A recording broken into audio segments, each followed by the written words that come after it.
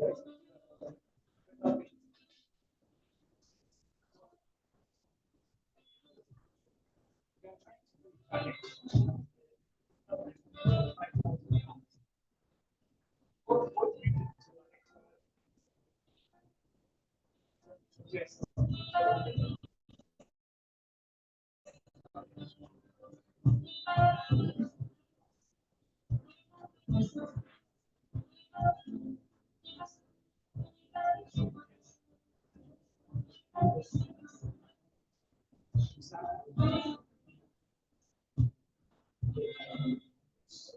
Now you know the reason why I said checking out.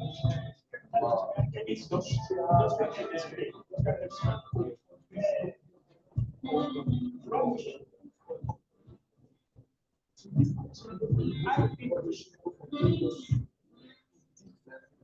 I think we should take a look at Nigeria.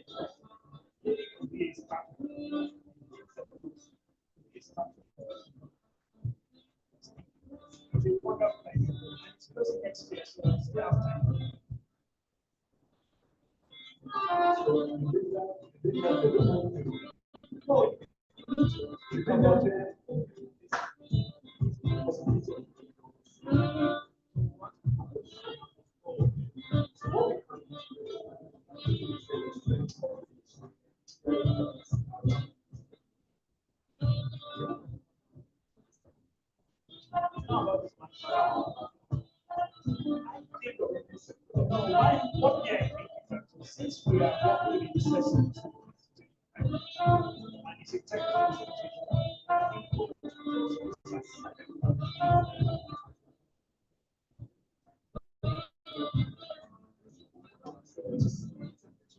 as I read this concept, I think about it. Because I provide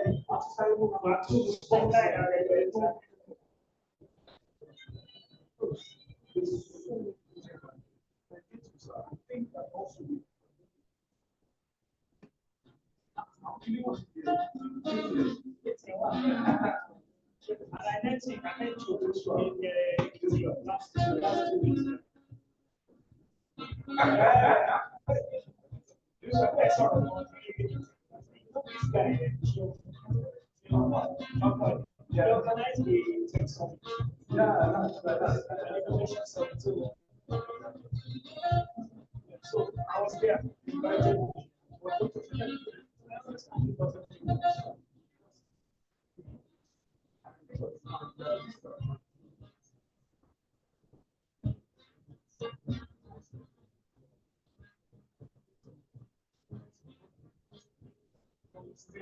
Yeah, exactly. I think that's second option.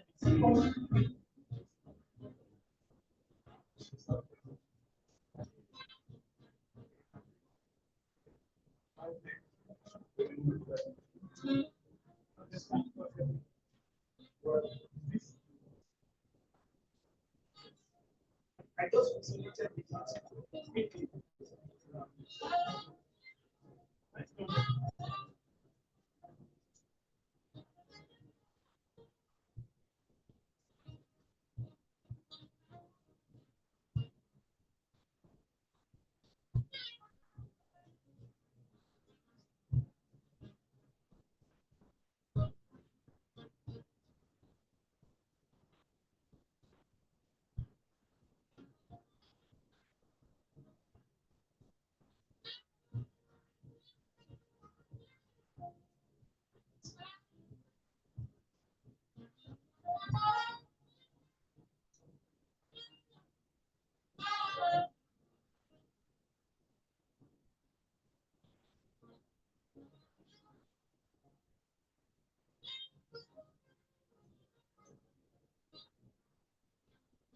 Yes.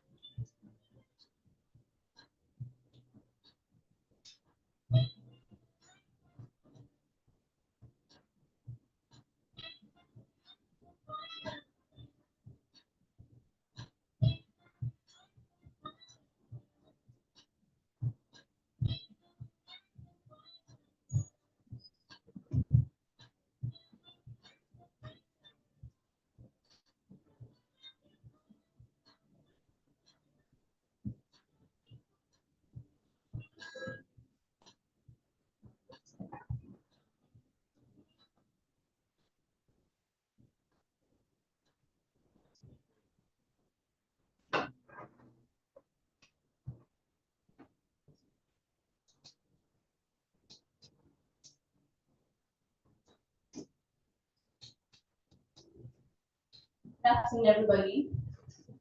Good afternoon, everyone. Thank you for responding. Okay, so we're about to start. I would please like to pray for indulgence to move forward. If you have anything to contribute, please feel like up. Thank you so much. Thank you. Thank you so very much. Okay, so we are welcome to 8thGear's quarterly founders talk. And I'm especially excited about this one because it's different. We have a relaunch and a few things in store today. So thank you for coming. I will just tell us a bit about what 8thGear is about for some of us who might not exactly know. So 8thGear success is fueled by experienced professionals dedicated to transforming ideas to thriving ventures. As an independent venture studio, we provide essential resources to launch new startups, from co-founder matching to strategic direction, sweat equity, and infrastructure. Our focus on B2B startups in education, trade, transport, logistics, and hospitality/accommodation drives the digital transformation of non-tech MSMEs in those sectors. Our hub services, including GAAS, which is Growth as a Service, talent placement, tech marketplace, and co-working, cater to non-portfolio startups seeking our expertise. At 8thGear, we believe in the power of purposeful action to elevate communities regardless of past challenges. If we want more information or want to know more about 8thGear, you can check us out on www.8gearpartners.com. We have that on the screen also. So our theme for this meetup is fostering resilient ventures amidst challenges. navigating inflationary trends and equity funding constraints. And in order to give context to this, more African startups are falling victims to the funding drought on the continent. By Q3 2022, African startups had amassed a staggering $4 billion in funding. Yet in 2023, the figure was dwindling to a more modest $2.8 billion. This year, at least 8 African startups have shut down. Half of them Laser Play, Where is My Transport, Hyde, Zumi. They shut down due to lack of funding. Current inflationary pressures triggered by FX issues and increases in the pump price of fuel is another kettle of fish. On the bright side, technology innovation is occurring exponentially and businesses increasingly recognize the leverage technology for growth. Nigerian ICT sector contributed 15% to the nation's GDP in 2020. It's one making it the fastest growing sector in the economy. Hence, the critical importance on technology and digital innovation hubs. Now, without wasting much of our time, we would like to begin officially with opening prayer. And so I'd like to invite Reverend Karen Bode Daramola. Please let's put our hands together, bro.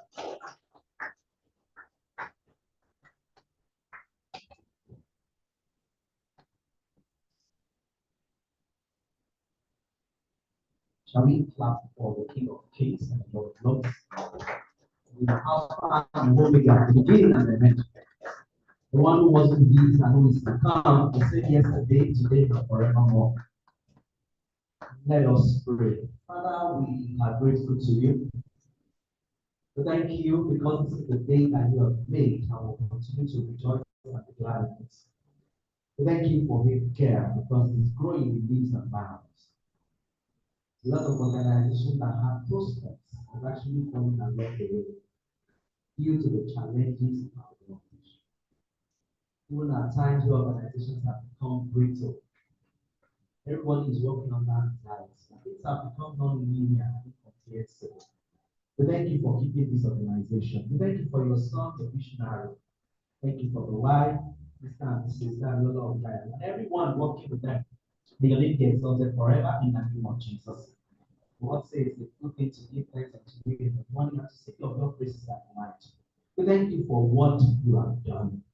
We thank you for what you are doing, and we bless your name for what you are yet to do. We pray, oh God, that this organization will continue to grow even in leaves and bounds in the name of Jesus. And Lord, we commit this meeting into your hands. For every CEO present here, for everyone who is visionary there, I pray that this meeting will be meaningful to us in the name of Jesus. It is indeed a new month. Father, we pray that you will hand over keys to grow, to favor, even into every hand present here in the name of the Lord Jesus.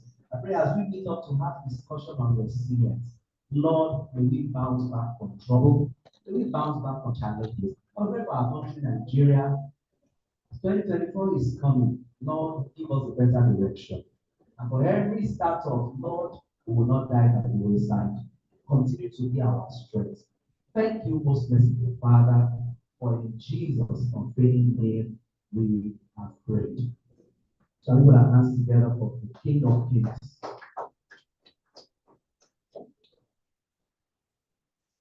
Thank you, sir. Right now, I'm inviting the marketing lead of 8thGear, Activate Africa, for our icebreakers, quiz, and games. Good afternoon, good morning, good evening, or afternoon. It's a pleasure to meet you all. Good afternoon, founders. Good afternoon, entrepreneurs. Good afternoon, partners, and all the destinations that you belong. It's a whole lot of pleasure to have you. So within the next couple of minutes, let's put some hands. No just so official. So before we dive into more seriously, I'd like to make us do one or two very interesting things. Please, do we all have this sheet with us? Yeah, if you do not have it, let me see. So someone can bring copies to me. We have copies. If you do not have us, okay, please bring some. Yeah, thank you. Thank you. Thank you. So this is going to be very smooth and easy. Goal is to ensure that this is being correct. So what we want to do is every one of us on the sheet have to, I'm sorry we have to be moving around a little bit, but every one of us have to go around and ensure that we get people that fall in these various categories to fill the boxes.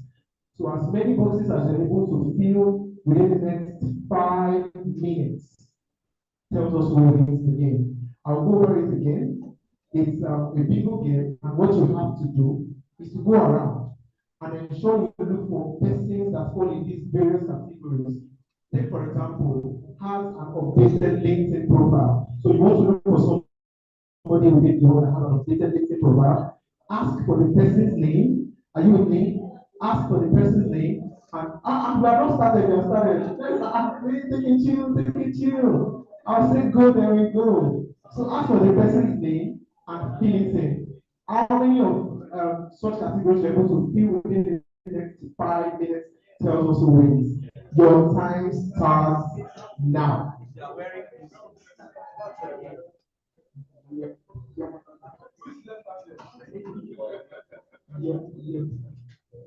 I am actually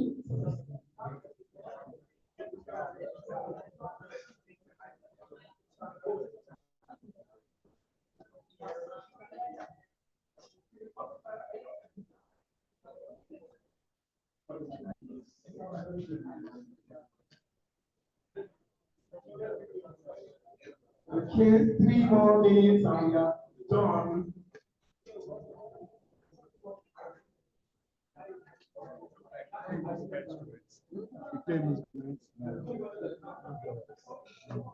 You have 2 more minutes. 2 more minutes. Ensure you get the person's name and you fill it in.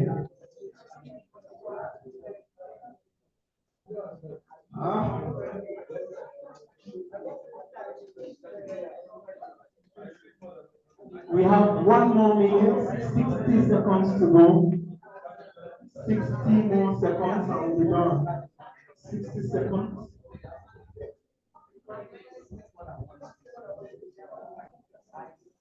This is live at 8thGear Founders Meetup. At the moment, we are having the bingo session. People are getting to meet each other. It's just a wonderful 30 more seconds. 29, 28, 27, 26, 20, 19, 15, 14, 13, 12, 10, 9, 8, 7, 6, 5, 4, 3, 2, and time up. Thank you, time up. Thank you. I'm sure it was an enjoyable time. And you're about to meet somebody for the first time. And know something that you would not have known if you did not participate in this session. Okay, so what you're going to do for me now is count how many of those categories you were able to fill and just put the number somewhere around the page. Count how many of the categories and put the number somewhere around the paper. Okay, are we good? All right, so are we all on that? Okay, so what you are going to do for me now, we have 16 of those boxes, right? So I'm going to just start counting down from 16 to know who has the highest number. So I trust you, you'll not do You not do my I trust. Trust you. Okay, so from 16, did anybody feel up 16?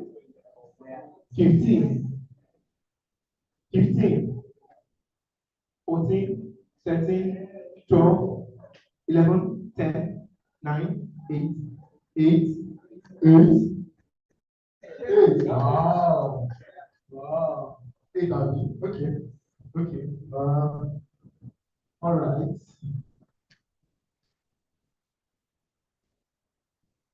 So 8. So that we'll be sure that it's not just one to do understand. So I'm going to look through the things here. I'm going to call this and confirm that it is watching you that they have. Has a LinkedIn, has an updated LinkedIn profile. Color image. You have an which of them color image? Color image. -1. Oh, yes, yeah. Okay, feel for everybody.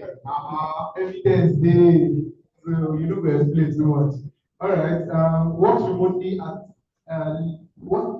at least 3 times a week. We have Apple SAT. Okay. Speaks more than one language. Apple SAT. It's true. Okay. Wearing anything blue.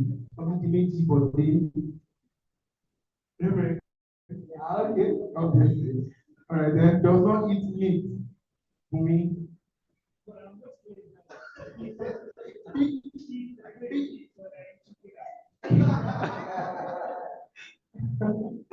Okay, I'll let that pass. So has the letter E in their name, but they is here. Okay, that's correct, so Abi. Plays at least one musical instrument, but this person really nailed our reverend. Okay, even the last one wearing a pair of glasses, but then again.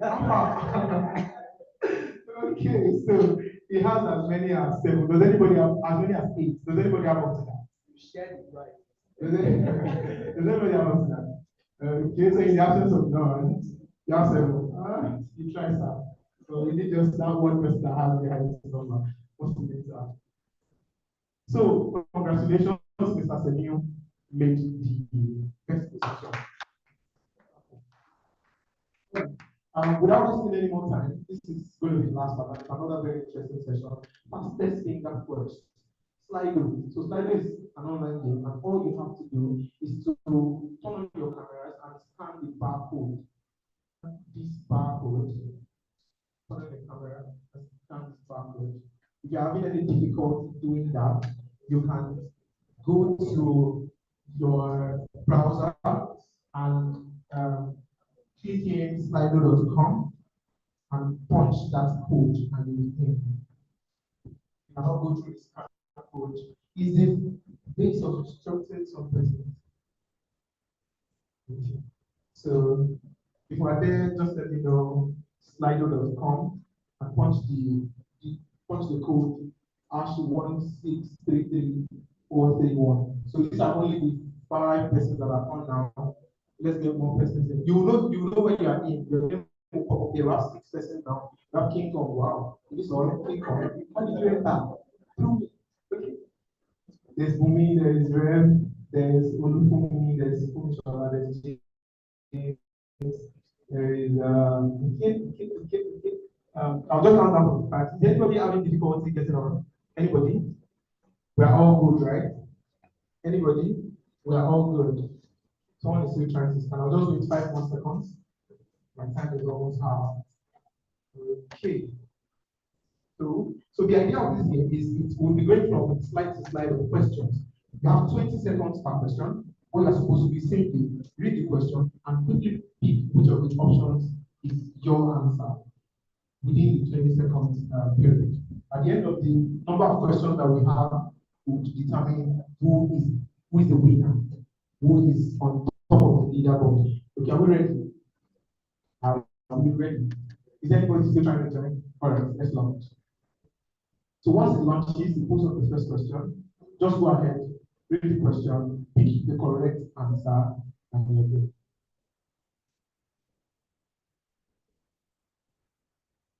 And once it launches, nobody can join it. So to be fair. So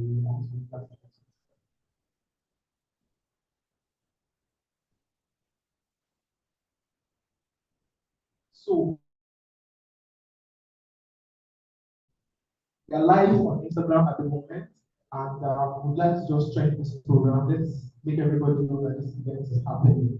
So I'm just going to I'm going to pull up the camera as a selfie, and I want us to chorus together. Care of 8thGear founders. That's simple. Care of 8thGear founders. Let's do the practice. Everybody wants to go. No, no, we do it again, and this time with energy. Yeah. Let's do the other one. Last time I want to go. Yeah, it gets founders. You guys call me Uganda. So we're now going to do the they are watching the Uganda and you watch the thing. So are we ready? Are we ready? I said, are we ready? Are we ready? Yes. Are we ready? Yes. Are we ready? When I say go, you go. Here up in there, founders, go. Yeah, it gets founders. Thank you. So you can begin to trend with hashtags, put it out there like you're an intent. The hashtags are Gear Up and 8thGear Hub. You can put it on the socials, put on LinkedIn and on Instagram, so that it's all over the place that this event is happening. We are still having network glitches. Apologies, everyone.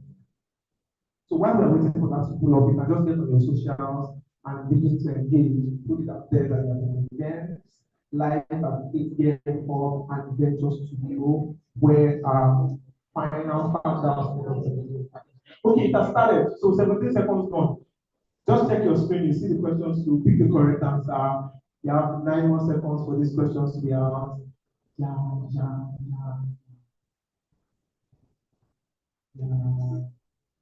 Out. Okay, the next question, launch.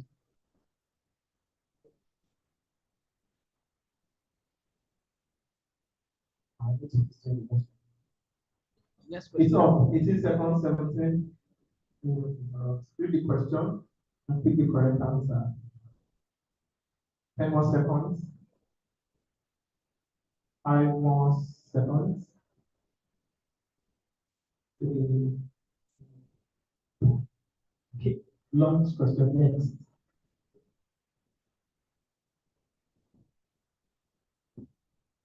Which Nigerian entrepreneur is known for founding the e-commerce platform Jumia, often referred to as the Amazon of Africa? Aliko Dangote, Tony Lubedi, Charity Iwa, Tony Kennedy. Let's get 3, 2, go. Next question. Next question. Let me get this up. Which African country is known for its thriving tech ecosystem and is often referred to as the Silicon Savannah? So now the Silicon Savannah of Africa. We have Kenya, Nigeria, South Africa, and Ghana. Give 3, 2, 1, go. Next question.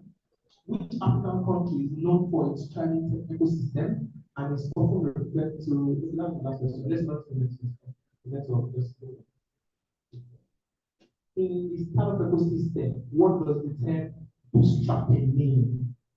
Creating a unique brand identity, funding from family and friends, building a startup without personal funding, using trendy technologies. Which of these means bootstrapping? Okay. Next. Yeah, which African city has emerged as a major hub for fintech startups and is often considered the financial capital of the continent?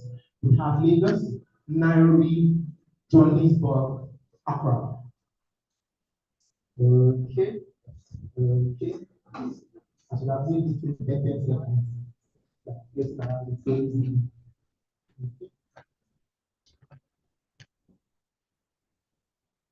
Question next. What is the concept of a blue ocean strategy in business?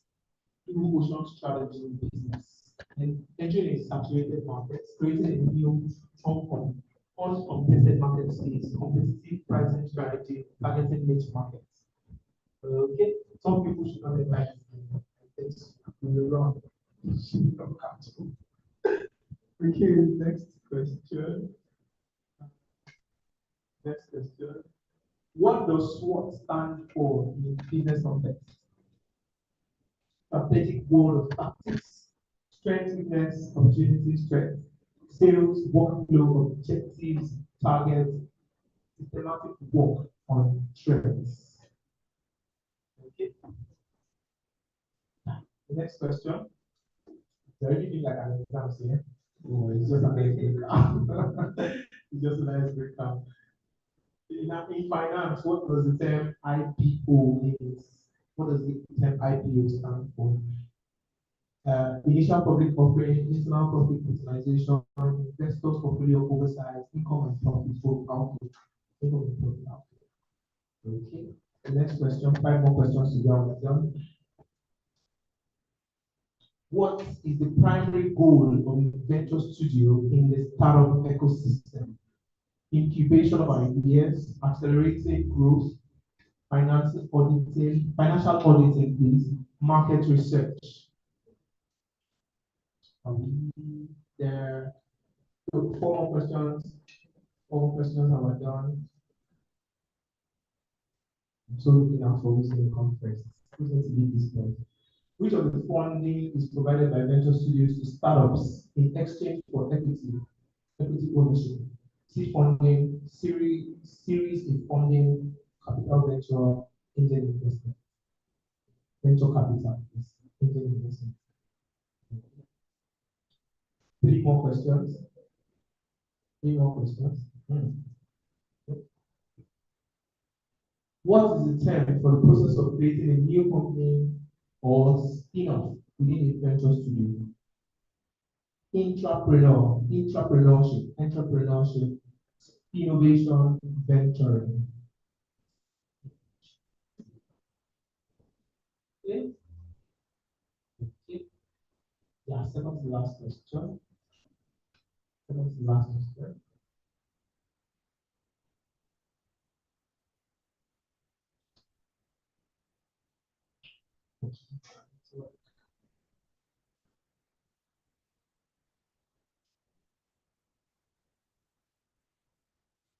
Just join, please, like on Instagram, join this program, hashtag gear up, hashtag 8thGear Hub. You can put out beautiful pictures of yourself and your friend, and just use that hashtag. Thank you. These exams will soon be up, don't worry. Will soon be done.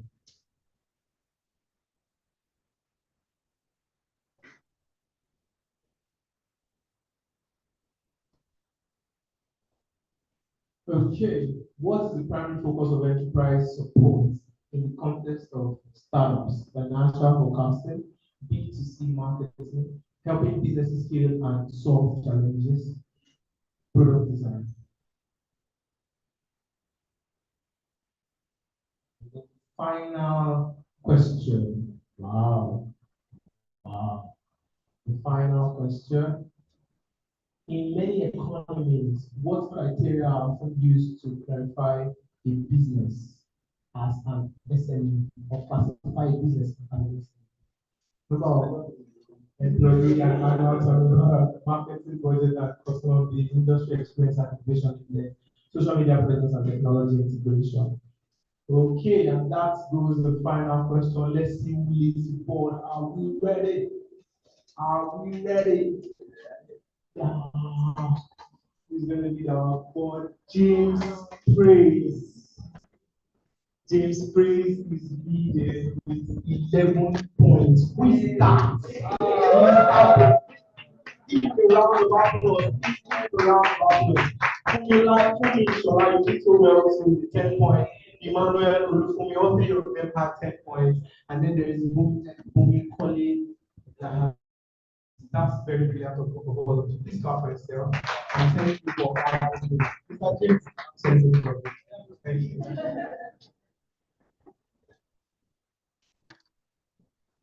I have something for you. Thank you. Thank you, Pastor. Thank you so much.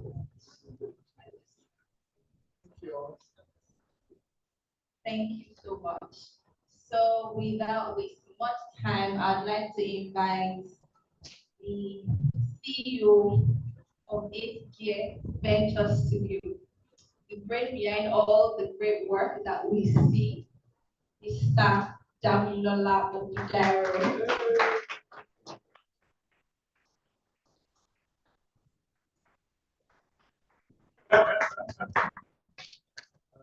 It's a big honor and a great pleasure to have everyone in this small puzzle.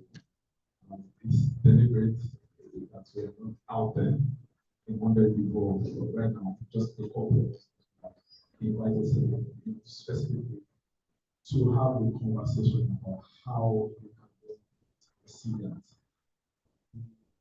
The conversation is for me timely. For me personally, I'm giving you a open secret. I'm also in a position to learn from everyone, from every member of the audience that will be sitting to also contribute to the conversation. We hope that for those of us that are building one thing or the other, we take good points from today. And for those who are joining us online as well, we will also have an opportunity to take something away from the conversation. It's interesting that the work that we do, I will come back to the both things, so I don't want to bore us right now. But please, while we take the panel sessions, please let's open our minds, let's open our hearts, let's share, let's contribute. It's a the conversation is such that I'm not sure there's anybody who would say they are not, I don't use the word affected, but they will not feel the impact of the inflationary economy that we are currently in. That's number one. I don't think there's anyone here who also, maybe apart from those who are benefiting from the effect. Most of us that have to do business online, but those of us that have to buy domain, buy licenses online, we know how the FX issue, where it pitches, where our text says, okay, it's time for us to subscribe. Okay, it's about to expire again. So what is the dollar saying now? Right? So there's nobody that this is not really affected, except they are isolated from this environment. But within us here, I think it would be good for us to have that conversation, share insights, whatever it is that we are going to learn. We have a number of people online, and I hope that we are also able to ask questions as well. And when I come back to the word of things, I have a pitch that I will refer to most of us at this show. Thank you very much.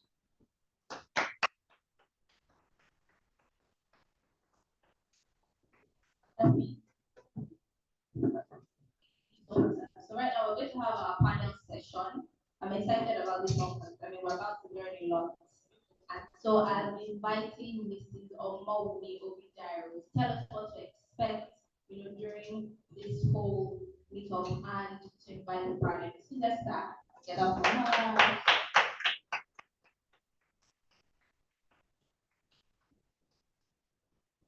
Good afternoon, everybody.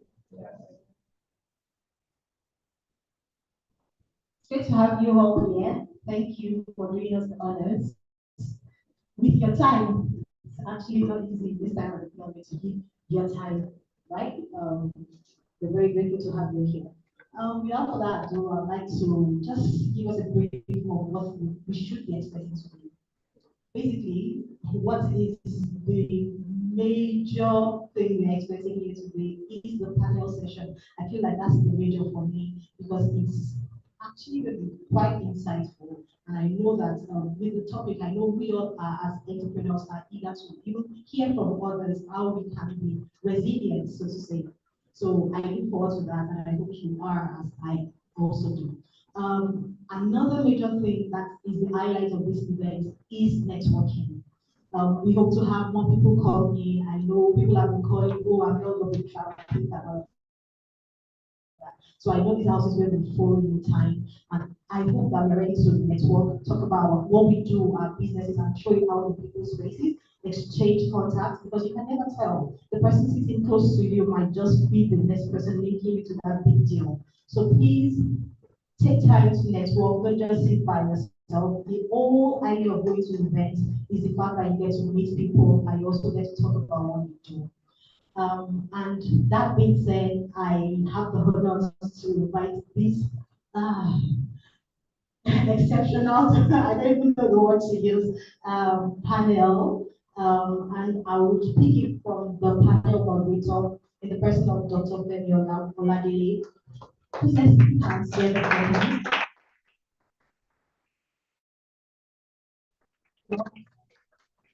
So, Dr. Femi Oladele is actually serving as the lead coach at Meristem Nigeria. He possesses notable strength in linguistics, strong critical analytic thinking skills, and business awareness. And he currently is leading a youth-focused investment and entrepreneurship project. So I know we are actually a very amazing person here. It's great to have you.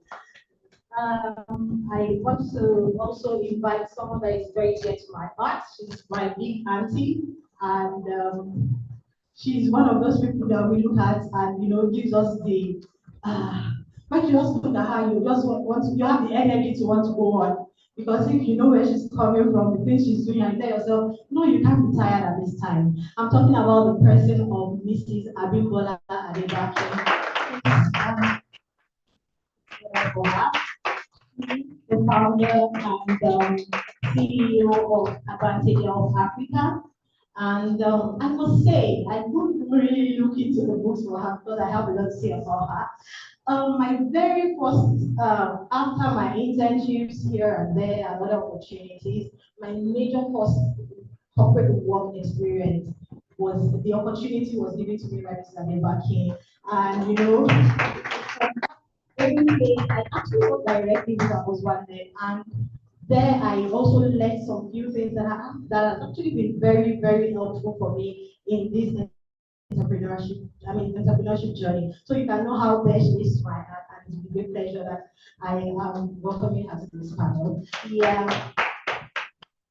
Also, I'd like to call forward Mr. You think it's Mrs. but no, because it's actually quite rare. So the first thing I heard, I'm like, is this person female or male?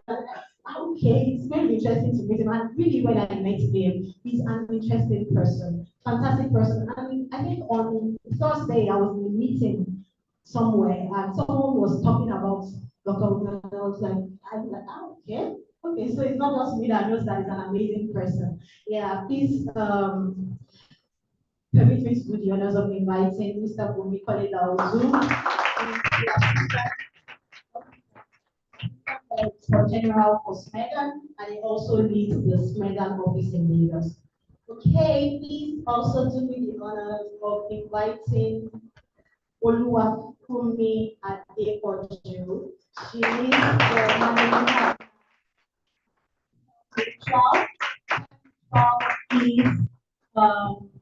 is a part of the DIH consortium that 8thGear actually currently leads, and they are also a partner in the consortium. So it's great having you. I would like to also do the honors to invite another beautiful female in the house. She's one of our first set of customers at 8thGear, and she has actually been very supportive and also believes in the 8thGear dream. Please permit me to invite Ms. Afsat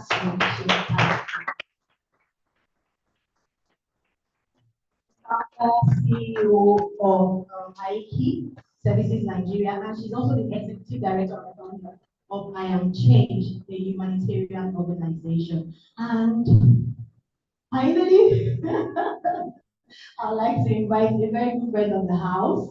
I like what it brings to the 8thGear team anytime he's around. Especially when Mr. David said, oh, I had a chat with Emmanuel. There's always something. It's always, oh, I had a chat with Emmanuel. There's always this thing in Mr. David when he's talking about it. Please permit me to invite Mr. Emmanuel Oladele.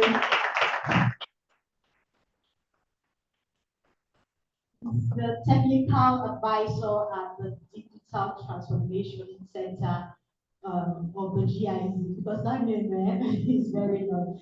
So here you have the panel, and there are amazing, wonderful people that I can attest of.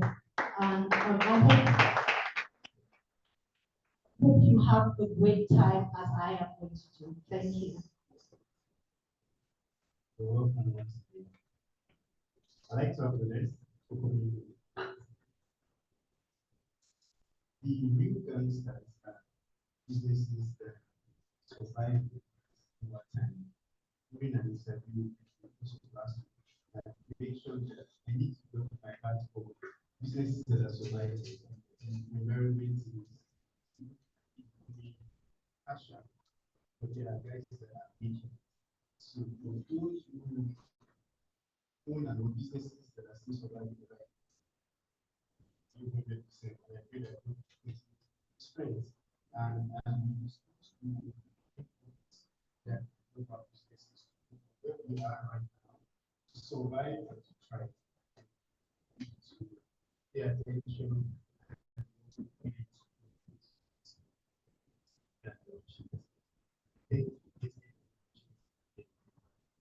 this is very difficult. In my former life as a lecturer, you went into a class where you have very bright students. Choose your words wisely and carefully so that you say something that will just upset the class. So it's a privilege to be sitting here. And also yes, the truth is that in Nigeria currently you see that businesses are going to people that own by the world. It's happening. It's happening. That looks like we have so I'll be asking you to produce one business and we be talking to government. Yes, I have a special question for the government, but I'll be asking you to the businesses that so I ask you the next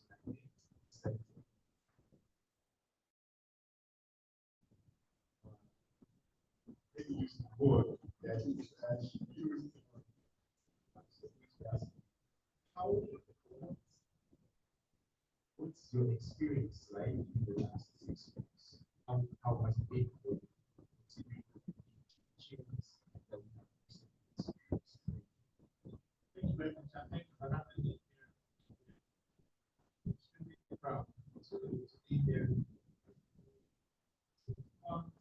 That's for me to know. I'm so happy at the outcome of the election. So, let's pull myself off, but we were expecting the hike in prices.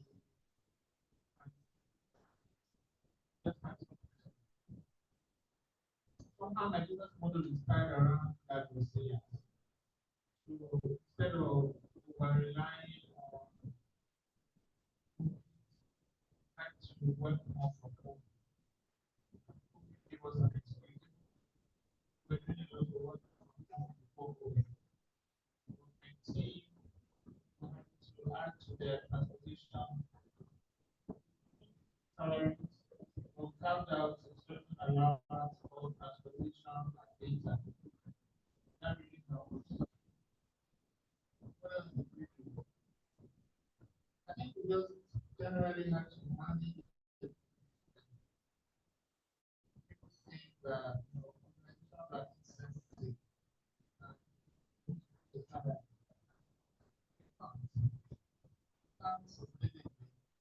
therefore we have to manage it.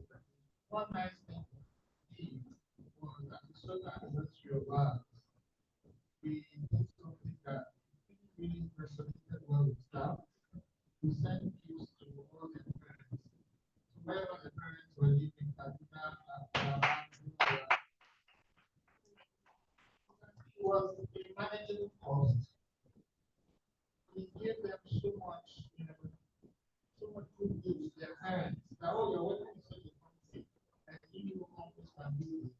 And of course, directly came back to us and I'm talking about people management because we constantly have but keep them in mind, thoughtful and careful about them. And they will start to talk very soon. So we use that transportation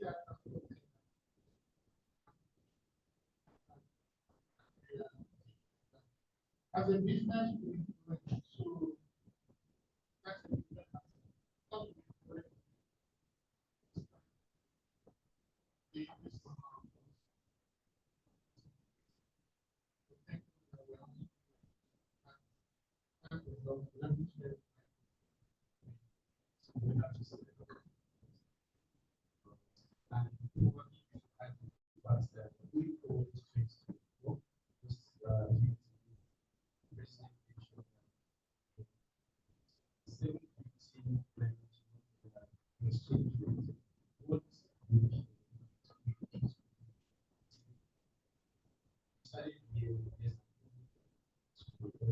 And the planning for 2026.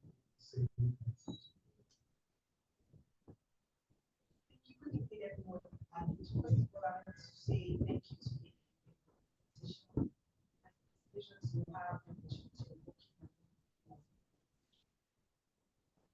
2023, I want to go beyond the organization that I work for. Generally,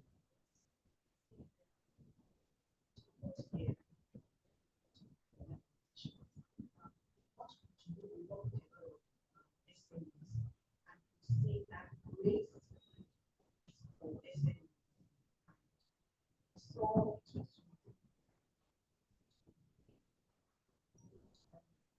and also to service interest came more difficult 2020 and we put the devaluation and depreciation of them.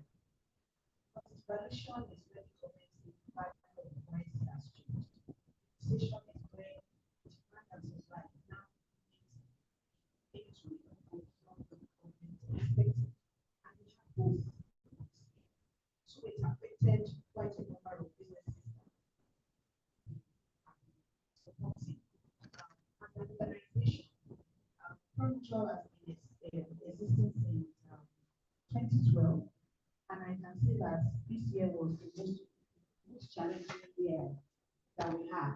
So for most conventional businesses and businesses that are not just in their startup and growth stage, that were already sort of mature, this was a very challenging year. And so, unless you had seen into the future in 2022, and you had seen that some things were going to happen, a lot of things would have met you unexpectedly. Somehow, maybe because it's our own business, consulting and all that, to see some of these things, we actually unexpected. And we expected that one of the things that we could do to reduce the impact on us was to earn more foreign currency so that you can hedge that risk. Unfortunately, so many of the projects that we won that we should have been able to get into that would have reduced the impact, those things, those multilateral bodies and things like that, they decided because of the elections and the aftermath of the election, hold on those transactions. Most of those transactions before that they are going to start materializing. Why am I bringing out that? It's possible that you run a business, that you are visionary, that you think of strategy, that you are planning, but things that you didn't think would actually happen, that would still happen to stop those mitigating factors that you thought you had put into the process. We thought we had mitigated the risks that we were exposed to, but it still didn't work out the way we thought it was going to work out. So what do you do in such a situation? You have to be resilient. How do you do that? Number one, cut down costs. And like people said, everybody said, you need to work from home for the greater part. So from coming to the office times at the beginning of the year, we went down to 3 times, we went down to 2 times, and at some point we became just once a week. Now we have gone back to 2 times. So what you did was working from home necessarily translates to personal growth. Yes, because there's a difference between those two things. Because it may not, everybody said that the business was growing. So she can afford to pay transport there and all those things to those staff. We were not at that particular point in time and needed condition to do that for our staff. So how do you, yes, so how do you still protect it and make them understand the fact that you understand what they are doing? So we have to also provide the fact that we were challenged by power data. How do you now manage that? So for us, what we did was we became flexible about work hours. Tell us when you are doing, when you are doing school. Number two, it's more about depending on the kind of work you do. It's not about just like you do, and you're able to meet my deadline, whether you're working night or you're working in the morning. It doesn't really matter to you, as long as you're meeting your deadlines and you make your phone available, so that if I need to reach you, what you do. So as we now go into the next year, we need to begin to expect or begin to come up with strategies on how to be more resilient. Why? Everybody expects 2024 to be better than 2023. We see 2023 as the lowest point that will be. But I am sorry, it's not going to be January 2024. Before you begin to see that change that you think is going to happen, it's going to be at least H2, not Q2. H2, that's half second part of the year. The first half of the year is going to be tough. Why? Until the government is able to stabilize in terms of revenue, and that's going to take them some time, because I understand that some of the future revenue of the country has already been mortgaged by the last administration.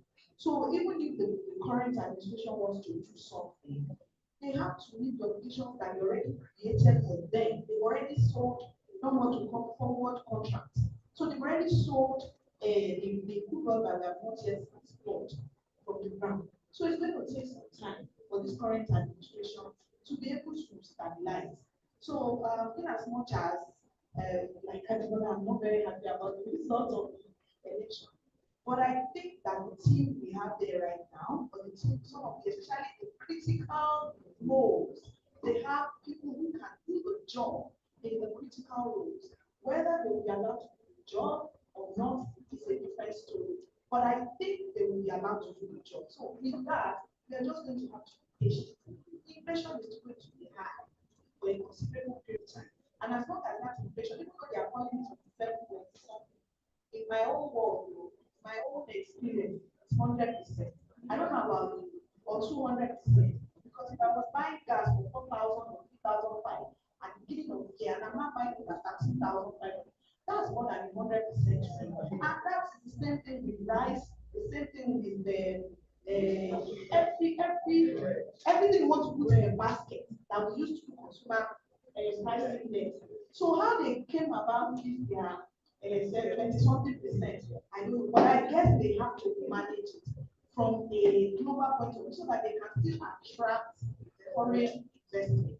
So we're going to have to be very patient, but there's hope for Nigeria. So the last thing I'll say, sorry, since I said I'm not going to find for too long, for SMEs going into the next year, cost management remains very important. Our own, we've already done our strategy session for 2024, and our theme for 2024 is smart growth. You have to be smart in everything. Look at what you need to achieve where you're trying to go, and understand how you can manage things. Plan ahead, manage expenses. Please, there's a difference between cost management and cost control. Don't do cost control. Cost control is when you just say there's no money, so we're not going to spend. But you have to look at what are the most important expenses at what time you need to do it. Then, what are the income streams that are available to you within your industry that you can still tap into, things that you may be ignoring right now? Understand your strengths and build your strategies for the next year around those things that you can have advantage of change. Thank you so much. So we have some years that we are really as it been last 6 months. Everyone, I would also like to say that I'm happy to be here, and especially with this panel with such bright minds and personalities. So last 6 months for me has been quite challenging because my business is fairly new. It's only 3 years old. And as an entrepreneur in Nigeria, it's so hard, especially being fairly young as well. I'm still learning. I'm still getting grips of the environment. But another difficult thing for me is that I managed to secure some long-term contracts that started about a year and a half ago. So with the inflation, you can imagine, because at the time, 2 years ago, we submitted a budget with the current market prices and our salaries and projections. And all of a sudden, all of a sudden, it's 1,000% inflation and so what you have said now, I'm even taking note of it because I'm already practicing it in terms of, cost control, smart spending, and all of that, rather than just shutting down. Sometimes it feels like that when you're just annoyed and you're saying, look, we can't afford it, but at the end of the day, you have an obligation and you have to, provide those services. So, to be honest, in the past 6 months, it's been quite tough. But like I said, 3 years as a business, it's been challenging from the start, from the very start. It started in 2020, and when we founded the company, the COVID year, so that was a challenge on its own. And then, 2021, we had a little bit of growth at scale, even in the midst of the economic challenges and ups and downs in the country. And 22 was good, it was okay, but then this year, the political elections and everything, it's been quite tough, especially in terms of cost of services or cost of products. My own company, we provide technical maintenance, repairs, installations. We offer facility management, property management, training, Steve. The tech component of it actually is a big platform online where customers can go in and for us, what we try to offer is we add values to this workers and services. So how do we add value by vetting the workers, the technicians, also having things like ferrets and So this format additional costs also. Those yes, services. they do attract additional costs, and so it's all about managing the costs, and also in terms of our customer target, we really work on that as well. Getting our customers that can afford it, and unfortunately for our staff, we try to encourage them. We try to do as much as we can in terms of satisfaction and whatnot. So yes. Thank you. Thank you. So we see that it is not all gloomy. The terrain is challenging, and you have passed the whole map. The threshold for failing businesses in Nigeria is 3 years. Past that, so yeah, it's good. It's very research. Those businesses will cross the 3 year mark. But since you have gone, we believe that we continue to.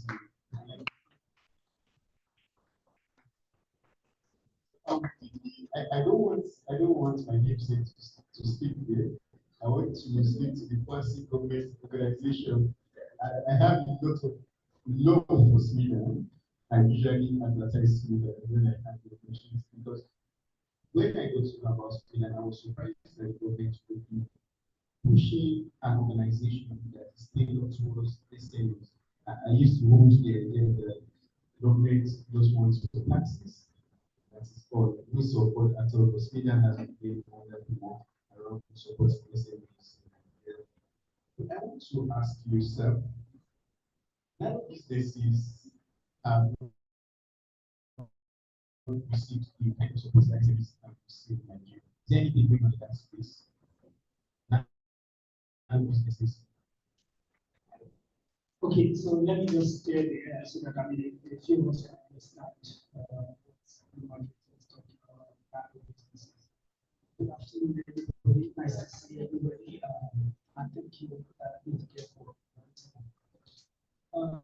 So, with government, two things are coming in our hearts, right? Policy, the formulation of policy, and then the implementation of the policy. It's very important. And for Sweden, we have been on our toes, right? Yeah, in the past, I've worked with Sweden for almost 2 decades, so I know what it is to I know the reports. Exactly. So I'm working like 5 director generals at the moment, so I know what it is when it comes to policy formulation. And before I come to so for us, we get questions from entrepreneurs, business people, even for large enterprises that it's not within our purview, right? People ask us questions. What do you have for us? Major question. It's just like, why me? That's the greatest question in Nigeria. Why me? Why am I suffering? Why is it only me? Something like that. So we get those questions from entrepreneurs. And what do you have for us? And unfortunately for us, we've been having, I'll say unfortunately, I don't know, maybe that's what we celebrate with you guys. We've been having political appointees, right? They are all political appointees, but somebody from just been announced to this now. We don't have a choice, we have to work with that person. But the last director general before this one was an insider. Practically worked through from a level 12 officer or 13 officer to become director and then became director general. Very unlikely. I mean, it was the first time in Sweden. So we had somebody that actually felt the pulse of SMEs, right from the start. And that made us revamp the policy, reorganize the policy documents. So for the first time, we used to have SMEs, right? Then we went to MSMEs. Now it is NMSMEs. So coming back to your questions, the nano. So technology infusion into business actually brought about this distortion in the classification of SMEs. And so the policy spoke about first employment, but before now it was employment and assets, right? Now this policy talks about employment and turnover. And then we had the fintech guys come in, they turn over 25 million, it's only him and his laptop, that means he only employs himself. So what do we now do? So we created that nano enterprise with some experts, subject matter experts that we worked with.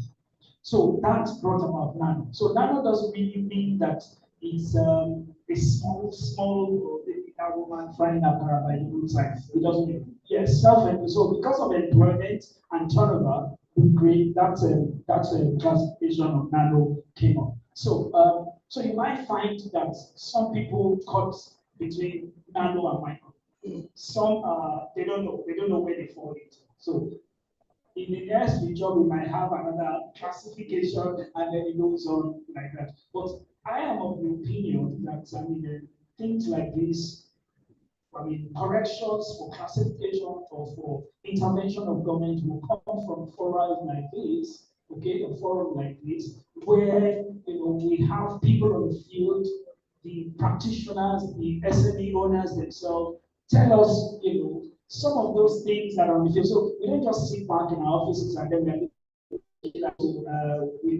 I know Mr. Adibaki, I know Fumi, I know, after I just want to know from experiences with them who will now do the policy this way. No, we want proper engagements. Okay, those engagements, regular engagements, they will help us with policy, redesign or review or implementation as the case may be. So these are part of the things that we do. Just to mention on the nano whatever. Thank you so much. So whenever I hear GIC, what comes to my mind is dollars. So when I hear dollars or euros, so when I give okay, so basically, when business owners mostly hear that foreign aid from an international organization is coming and wants to support business, what we want to hear is how much is coming to them. Don't keep the stories. Just talk about one. So how much do you bring for us? So it's like, okay, so if you support and you're a significant stakeholder in this ecosystem, you support businesses, what is the, we have had terrible news just in the last few months about businesses who completed rounds and you just said, oh, sorry, they're fixing it. And so the news about that or something. I was wondering, business just raised some funds recently and they're saying, oh, I'm packing and working afterwards. So what's happening in that field? What's your experience that with founders that you have funded? Okay, thank you very much. It's a pleasure to be here, sitting on this panel with very, very strong uncles and auntie of mine, if I can say that. So I would like to start by saying first, when you hear GISM, it's not always about you. It's about more of capacity building that now infuse into the euros. So it's not euro first. And also, I want to say, as from the development partner point of view, GIZ in Nigeria has been doing several interventions around MSME support, startup support, and before I started, which is the Digital Transformation Center Nigeria, we used to have what we call Make IT Nigeria, which solely supported tech startups in Africa, especially those that are solving social problems in Africa. So in many times we do not directly fund startups. However, we have a kind of arrangement where we have we call it develop PP, which is a venture where the ministry provides matching funding.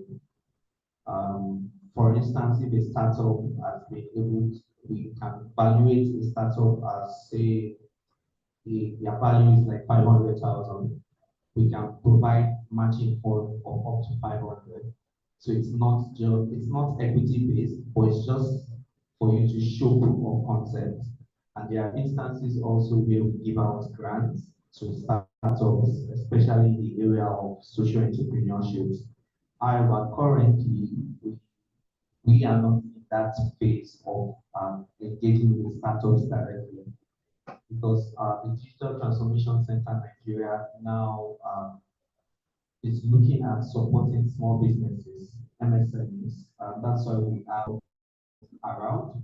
We've been working with them to see how we can also support digital transformation for small businesses. And it is a very interesting conversation because it's coming at a point where businesses need to start innovating and building resilience in different approaches, which also including infusing digital transformation and technology in their businesses. So one of the engagements we are having with 8thGear is we are working on called Digital Innovation Hub, which the idea is first to foster collaboration among different ecosystem actors who are providing services to these small businesses. You would agree with me that a lot of this business needs support to even be more resilient to survive this terrain that we currently have.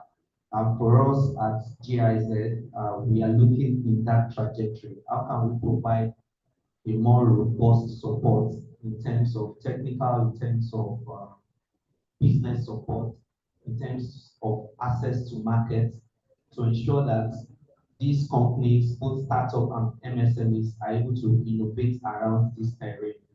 And one of the things we are also doing currently is Tech My Biz. And the whole idea of Tech My Biz is to see how we can marry the demand side of startups, especially B2B startups, to MSMEs who are digitally mature. So what that does is that for these startups, we create more access to markets for them. If there's access to market, they have a more chance of survival. And for the small businesses, if they are able to plug into the power of digital transformation, they can also access more markets in their business. So that's what we do. So basically, currently with the challenging terrain that we have in Nigeria, what's your plan to support SMEs going forward, considering that, like I mentioned at the beginning, that and Mr. Ebony had also recorded that I was looking to see something into, but if we are looking at page 2, what strategies are you considering right now to support businesses so that you can survive into the future? Okay, so like I mentioned, one of our approach to support MSMEs during this period is to see how we can support them to embrace digital transformation. And one of the things we are putting in place that will be rolling out next year is what we call digital voucher, which is like a gold digital voucher. We understand from our point that digitalization comes at a cost. It's not free, even though it's very beneficial. It's not free. You still have to pass it with some money. But of course, in the long I run, was using Google One before at 300 now, I'm paying 1,000. 950 now, and I'm wondering why am I paying this much? So those are the challenges that we already foresaw, and that's why we are working with 8thGear, that is leading one of our digitalization hub, that will be providing voucher system just to subsidize the cost of these digitalization efforts. And companies, our partners like 8thGear will be available to provide support to these small businesses in terms of access to finance, in terms of access to market, in terms of training them to be able to begin to use these digital tools.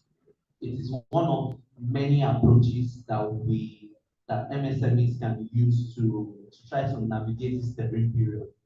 But because we understand that MSMEs, including Nano now, contributes a lot to our GDP, and it's high time we begin to pay more attention to them because our survival as a nation also depends on them.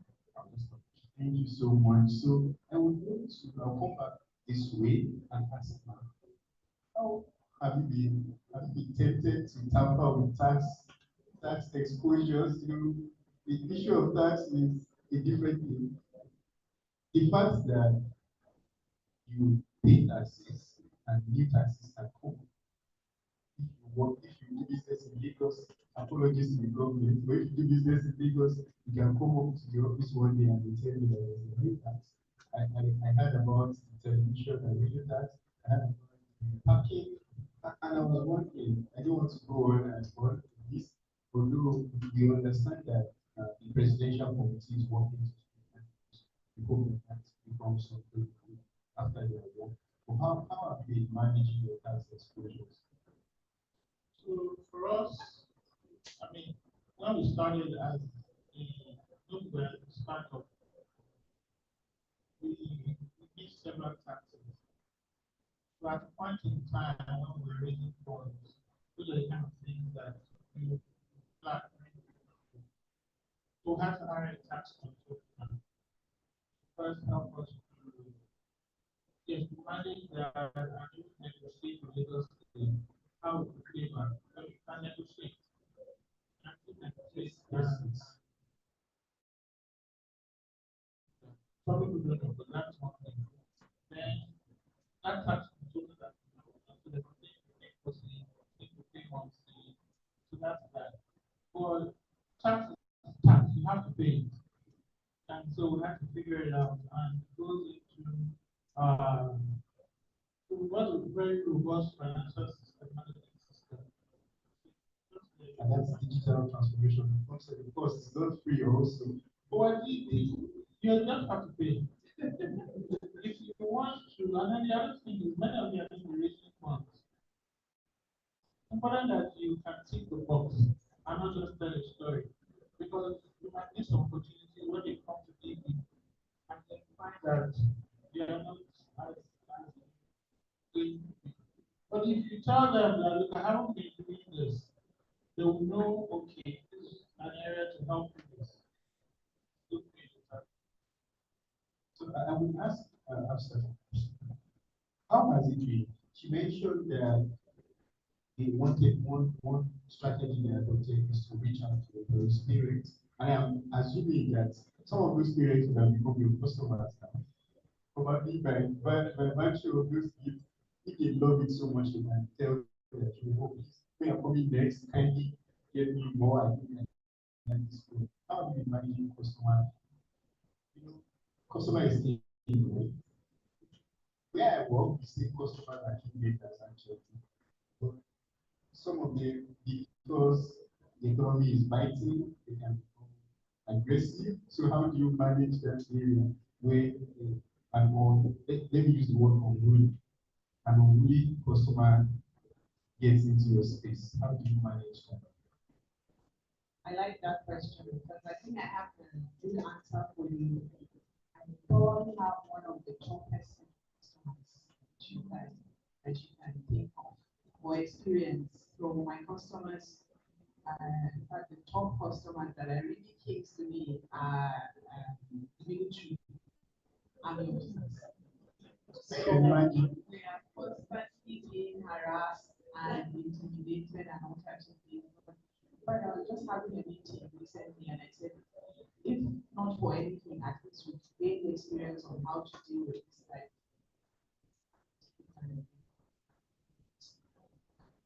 What we do basically we just stay still and take whatever it is that we're being shouted at or being corrected on. So, but sometimes it is very difficult because you're trying your best and you are doing your best and you are making an impact. In my own case, like I said, we provide services for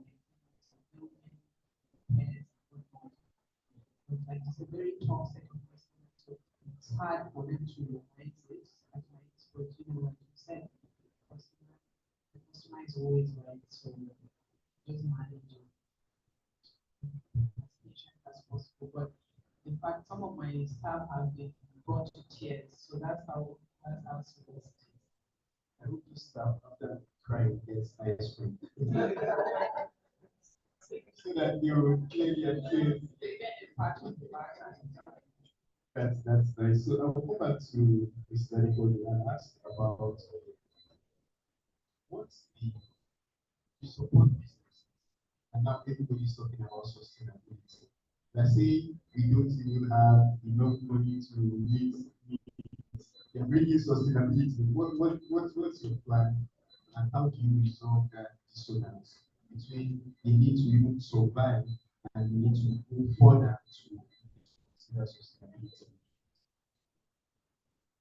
I understand your question very well. The truth of the matter is sustainability is what we need to survive. If we do not have a sustainable business, that you have sustainable growth, then you are going to have a situation where that business will die off during resilience and then down to business downturn like what we have right now.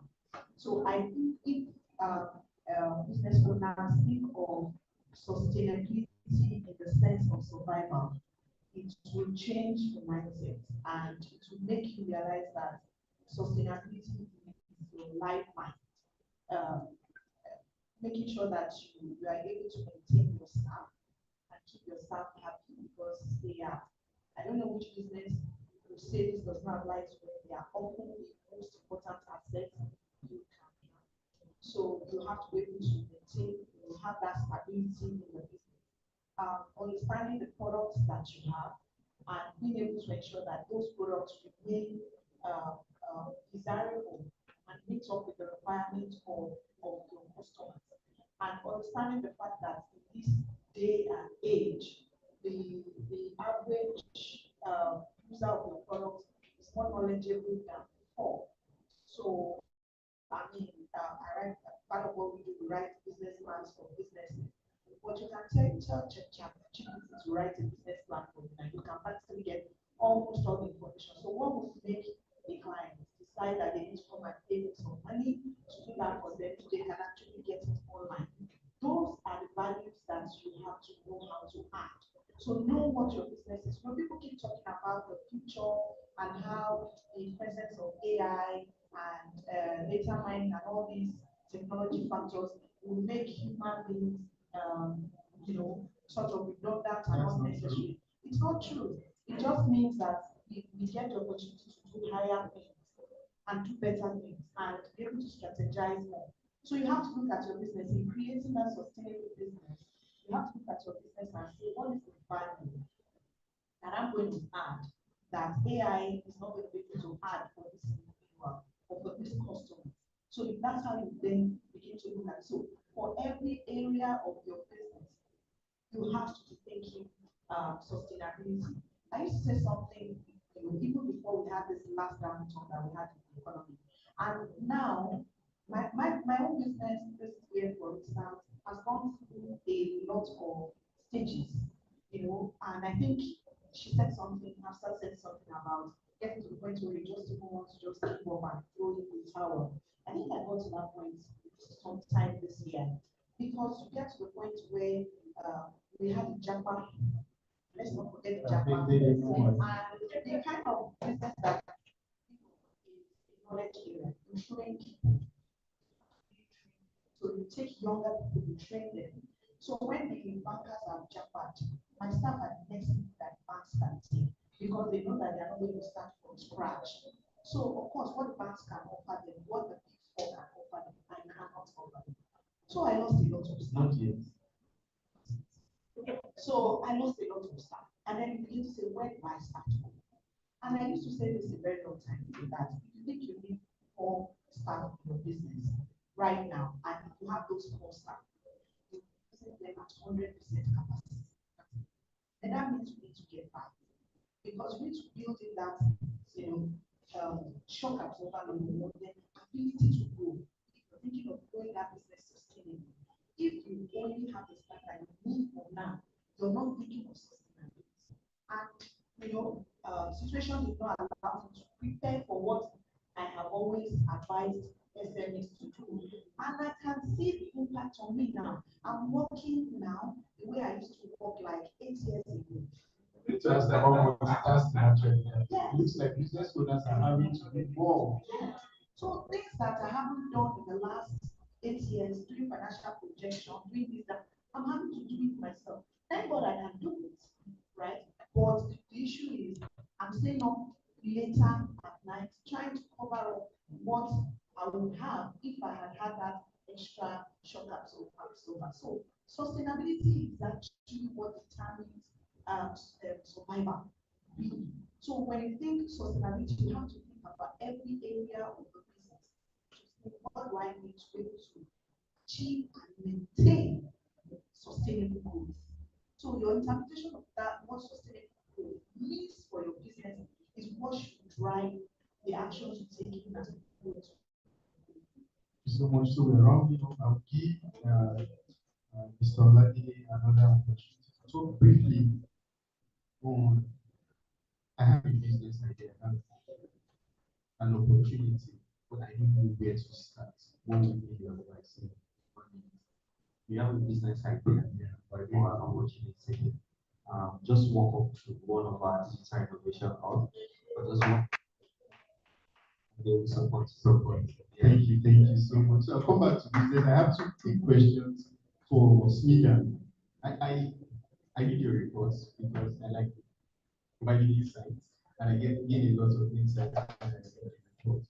One thing that has stopped with me from following the progression, so 2017 was the last time I'm not sure I've read the most recent one, is that why is it that Sweden is capturing the indicators that they are capturing? Is it a particular reason why you're capturing indices that you're capturing for Nigeria?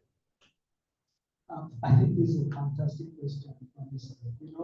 When we sit down to look at, review data that we have, look at what plans we have for years, one key thing comes up, and that key thing is that, where do we want to see SMEs in the next year? What are the things that will excite us about SMEs when we see them for the year, despite all the challenges? But critical thing about this, this scheme these things that we talked about is that it more or less like give us that hope of, okay, we've been able to achieve this previous year. We're looking at this this coming year. And I think it's ideal for me to mention here that we have a young director general now, a fantastic guy, lovely ideas, very innovative. So more, more suggestions have come up with some of those KPIs. What are those things that we expect from? And then now with the infusion of technology, we're encouraging SMEs to digitize their processes. So what are the things? What are we looking out for? How can this now then propel or develop SMEs from our missions and our vision? So these are the things that excite us honestly about it, about this. Thank you so much. I will just ask you, second, what are you doing to make people who are not exactly literate to understand some of the data key points? Because they are interesting key points, but sometimes you need a certain level of education to be able to comprehend. Yeah, it's also a very good question. Maybe teaching English. Exactly. We looked at this over and over again, and most of the information that we're going to be trying out on our website now would have the Nigerian languages, apart from English, and then pidgin English, and of course we're also that SMEs like Fumi's company will also pick that out and cascade to other SMEs, and those ones can also and then we are trying to see how we can build business development service providers. We are issuing our certification for such. So I encourage everyone in this room. Please apply. Please apply. Partner Business School and then EDC of the Lagos Business School are partners in this. I think it's about 150,000 certified, and it's virtual. You can have it done for 3 weeks or thereabout. And everyone here can encourage and then bring more innovative ideas for us to work together, synergize on the development of SMEs or SMEs or the subsector. And I mentioned here that regular engagement is important. I'm supposed to be resting today, but I have to come here. Why? Because I'll be meeting SMEs and I'll also be talking to partners in the field. So regular engagement for us to share, cross-fertilize ideas for us for development of SMEs is very, very important. Thank you so much. Can we please give finalists a round of applause? Let me take the question and answer. I will just wait for all that they have said, and so that as business owners, business managers, we are able to take key points that we can take back to our businesses and grow our businesses and make us thrive. So I would just how many people? We will do 2 and 2 from here. 2 questions. Okay, number 1. Number 2. Okay, from here. If you are shy, I can take your questions for you. Okay, maybe those 2 questions with that, but 4 contributions with that for the engagement. So we take you, Mark.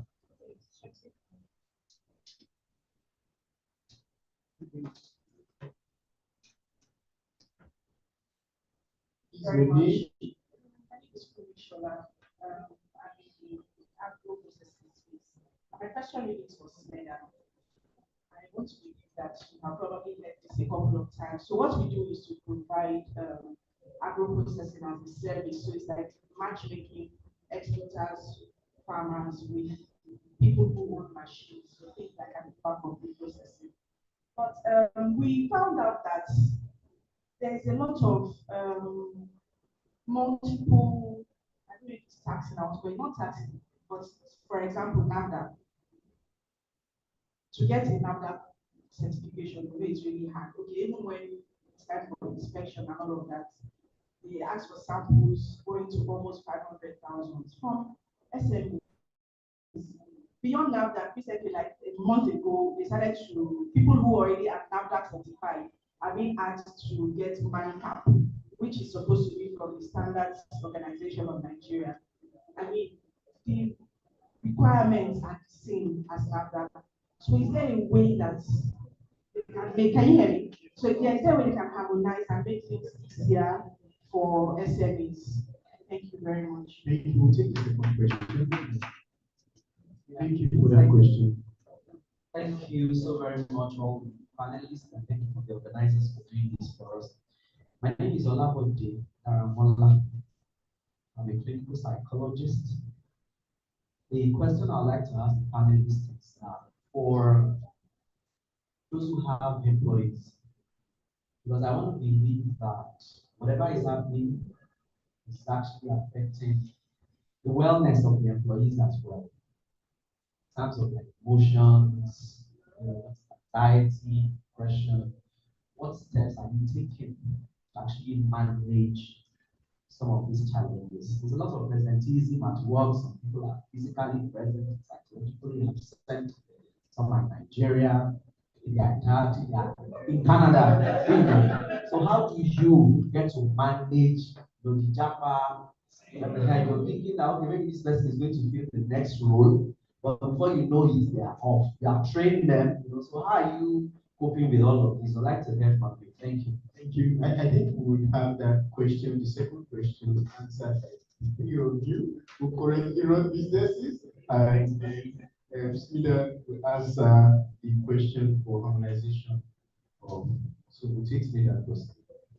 Thank you very much, and I think your question is also fantastic. So, in the last 6 years, we have set up in Sweden what we call the National Council on MSMEs. Yesterday, this present administration launched the National Council on MSMEs, and is headed by the Vice President. What we're looking at, okay, so let me tell you about the council. So the council now cascades into states. So you have State Council on MSMEs. And in the states, the governor is the chairman of that state council. In the absence of the governor is the commissioner for trade and investment or commerce and industry, as the case may be in all the states. So Sweden is the secretariat, whether national or states. So Sweden office in the states becomes the secretariat. So which means that if you have concerns like this, you can push it to the State Council on MSMEs.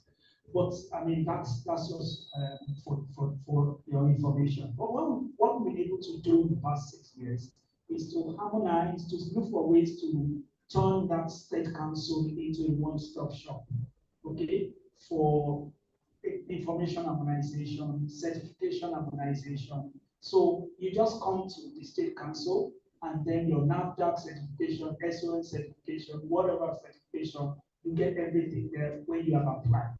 So we're also looking at how we can partner with digital innovation hubs to create, softwares or special programs for us to make this easy for the council, right?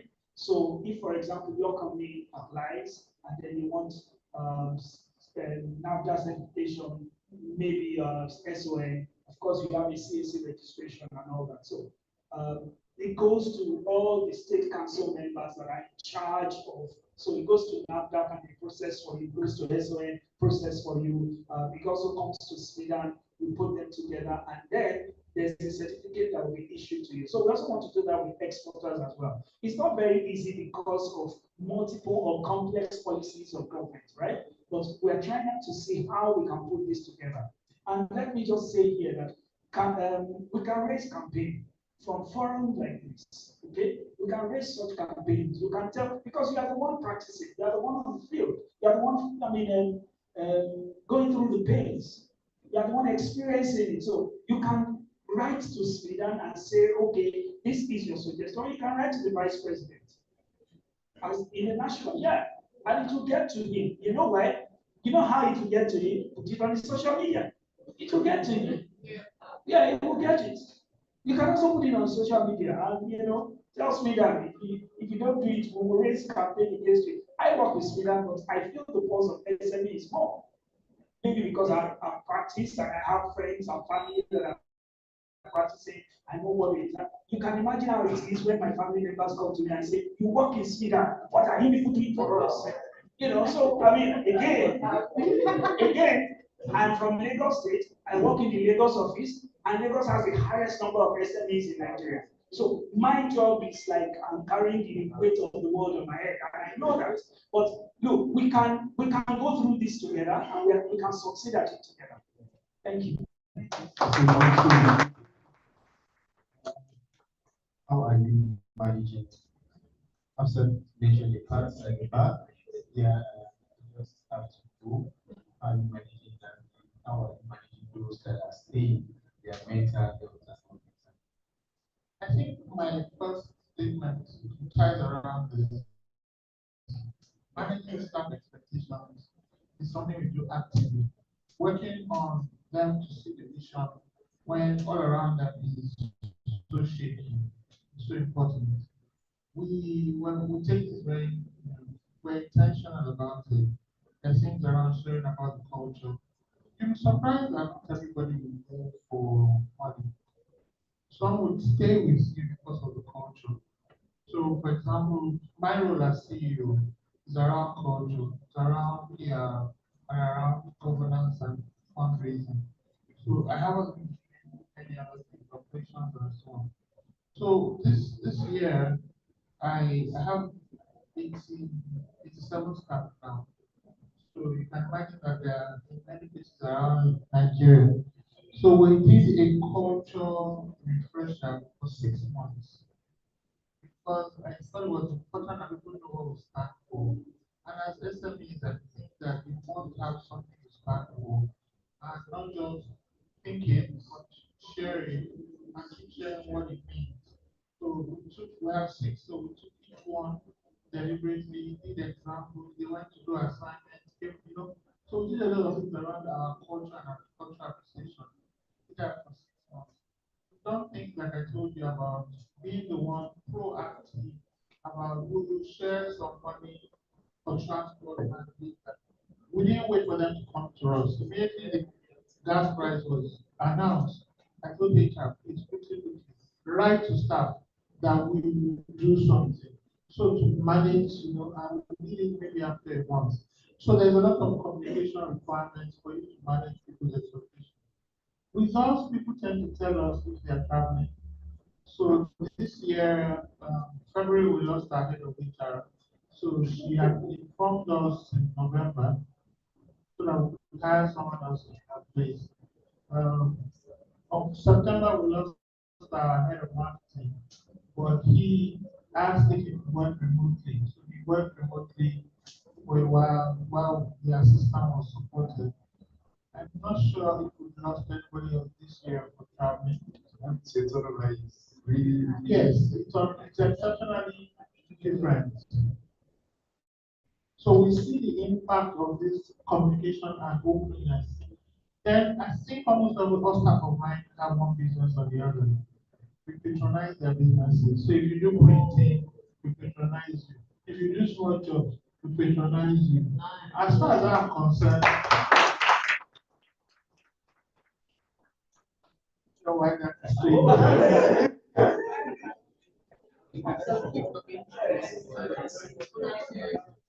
Okay, let me tell you my fundamental belief is that I'm an entrepreneur and I will do well with entrepreneurs, not necessarily subject matter experts. So if I have entrepreneurs, I'll be killing myself if they are not entrepreneurs. So I know it can be a distraction, but I also know it can be a stabilizer. So we keep acknowledging it, and we keep urging them to know that it shouldn't conflict with your work.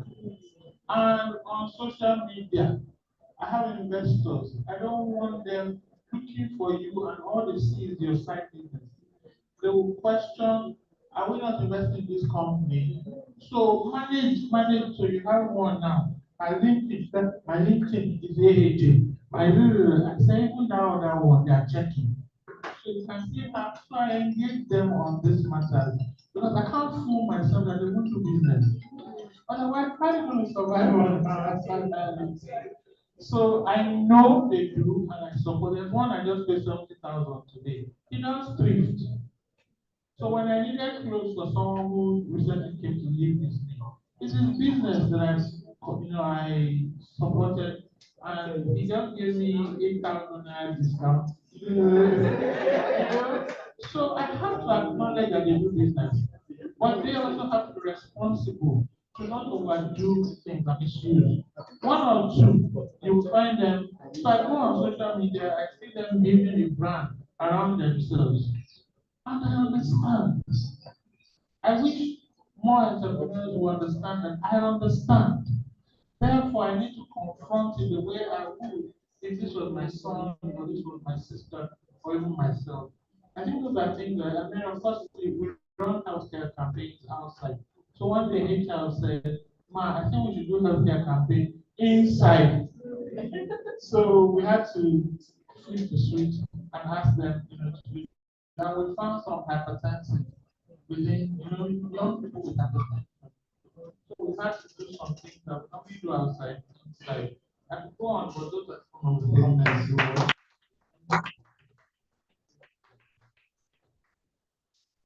I think she has actually said a lot of things. I think one important thing is making sure that you're able to build the trust with your staff so that if they have issues, they can talk to you. There's something that I have intentionally done over the years. Every year, at the January, February, I try to sit with each staff and ask, what's your plan for the year? And I'm not asking from a professional point of view of what you are responsible for the organization. I'm saying, how do you want to develop yourself? What's your plan for development and things like that? And so, over the my staff generally find very easy that to come to me when they have challenges. I could be spending sometimes I ask myself, is this a good use of time? But it is because it earns trust. And because this year, I think the average time it was like people that had been like 3 years or so. It's not as if they were leaving just after coming in or something like that. So they feel free. Sometimes you have discussions, like very long discussions about emotional trauma that they are going through, because if you cannot solve that emotional trauma, the quality of work drops. So when somebody tells me I'm having this issue at home or something like that, I take time out to actually listen and say, well, now everybody is not like that. What you don't have capacity for, if you are not a counselor, you don't have to become a counselor. But what we're saying is that you have to have a human face. And don't assume the worst. Somebody didn't show up for work. Don't assume the worst to start with. You say, why are you not at home or something like that? Try and find out. Try and give them that opportunity to express themselves before you take a business decision. It can earn you that loyalty and trust. And I think his question was actually two-way. It's not just for the staff. He's saying, how are you coping? That means you as an entrepreneur. So you must also look at yourself that all these things that are going on, this harassment, all this inflation, is having an impact on you. So there's self-care. I'm on several women because platforms where we encourage each other. We're in the same thing. We encourage each other. This is how you make sure that you look out for yourself. What do you mean? There's a group I am on that once a month we actually ask each other, what are the challenges you've had this month? What do you need? What can somebody in this group help you with? Thank you. Thank you. And the question is really important, coming from the clinical psychologist. Everyone knows that we need more of psychology and therapy in Nigeria and business environment. So quickly, the ladies have covered all the answers. And as for me personally, in my company, we do things like retreats at the end of the year. In fact, last year we had a retreat with 8thGear, very long. It was a 2-day. Staff were very happy. And then on my own part, I try to be close to them, like the ladies have pointed out. Also stand up for them in this particular environment of the animal and the truth. It's scary, but I stand up to them. So if they're accusing them or something, I make sure that they're doing the right thing, and if they're doing too much. Thank you so much. Unfortunately, I'm not sure I'm going to do a summary anymore because of my time, but I know that we are all enjoying it. So I will help us do.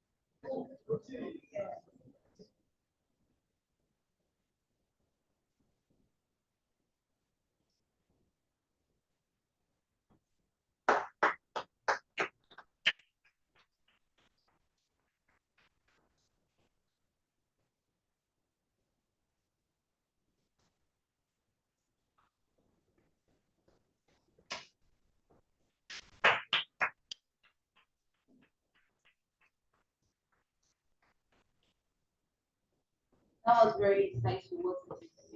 So thank you again to all of our panelists. We are grateful for all the things. I wrote down a lot of things. I hope you guys did too.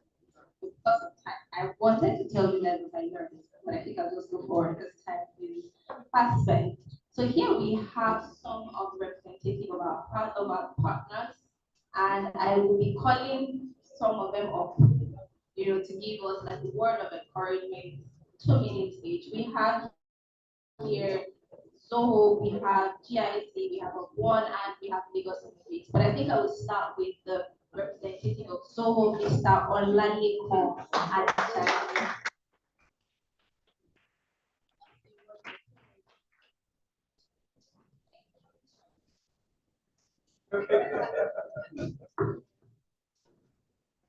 Hi, good afternoon. Yes, my name is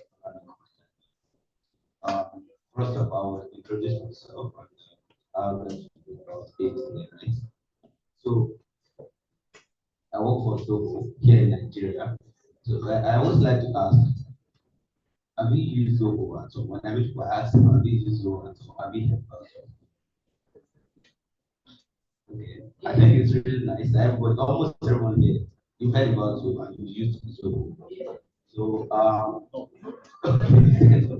so but it's actually interesting that we have a lot of people that have used Zoho that pay attention. Sometimes when I meet maybe a recent grad, I asked, I said, have you used Zoho? Because I said no. I said, have you applied?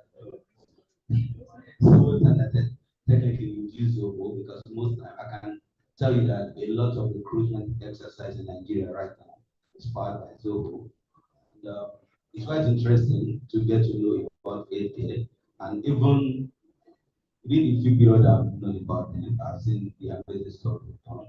And I believe as a technology company and the technology enablement company that they are, they're going to do well. So basically, what do our partners do?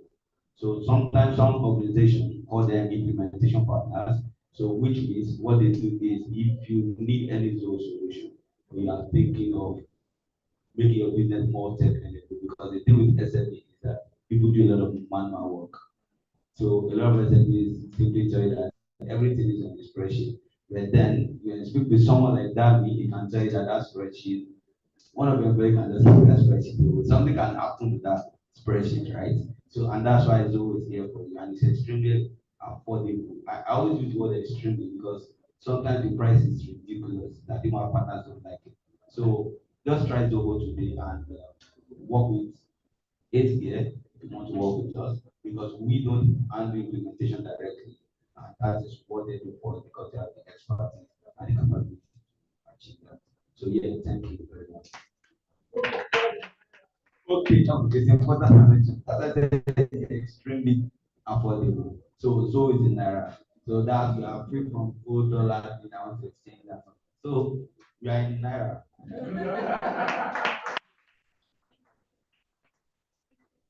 I will be calling off Mr. Ife Martin, representative from Lagos Innovate.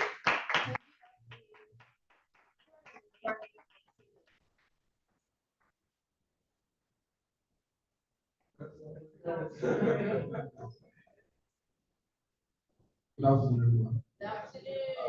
My name is Donald Martin. I work at the family. What I'm seeing today is action. I'm going to say because I'm sitting here from my small group. And today, we are seeing so we'll be partners for about 3 months. The witness to the cause of the problem so far. We are still standing behind me. So when we blow thank you to everyone here. Without people, without your support, we won't be here. So round of applause to them. I'm saying I should start advertising what the message was for today about it.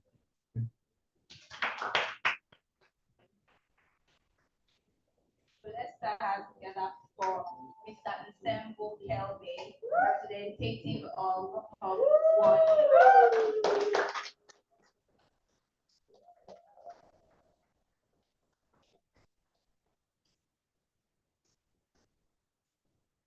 Okay. Good afternoon, everyone. Good afternoon. Okay, my name is Udo Nsembo.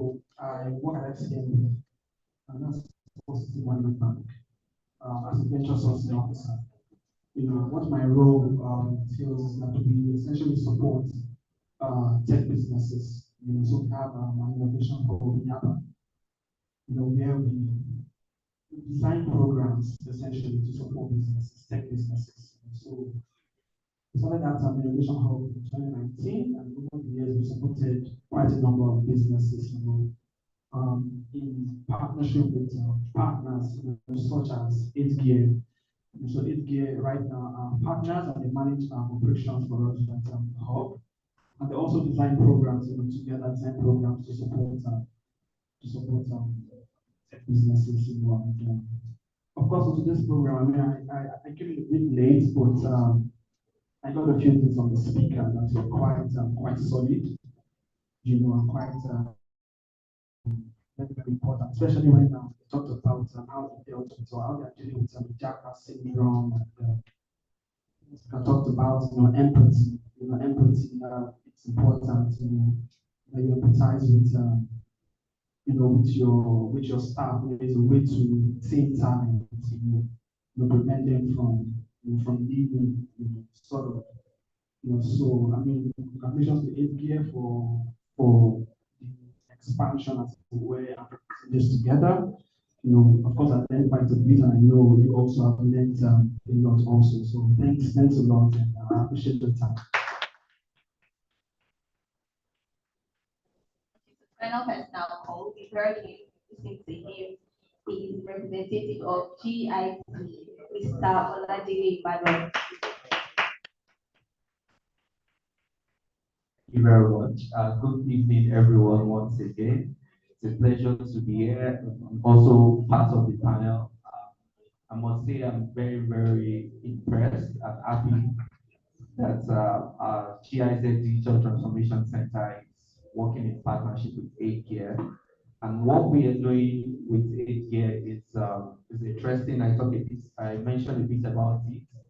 It's a new concept that we are trying out in this part of the world. It's called Digital Innovation Hub. And the idea of Digital Innovation Hub is to see how we can bring different ecosystem players together to support the digital transformation of small businesses.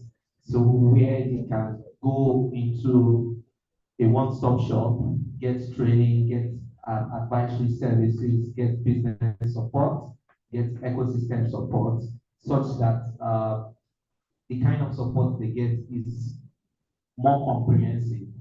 It's not that they are going here to do training, they are going to other parts. It's just scattered. So we want to bring that whole support into a one-stop shop. And 8thGear for the Digital Innovation Hub in Lagos. 8thGear is our forefront lead partners alongside other partners with that partnership. So we are very much happy to have them on board. Likewise, SMIDA, we're also working closely with SMIDA and doing something around digitalization service points, which we'll be rolling out next year.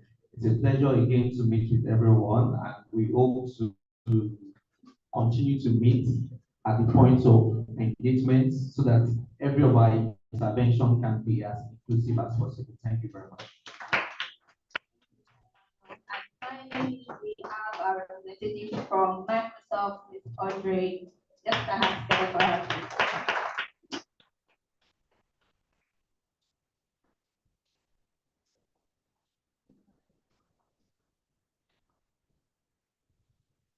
Good afternoon, ladies and gentlemen. Good afternoon.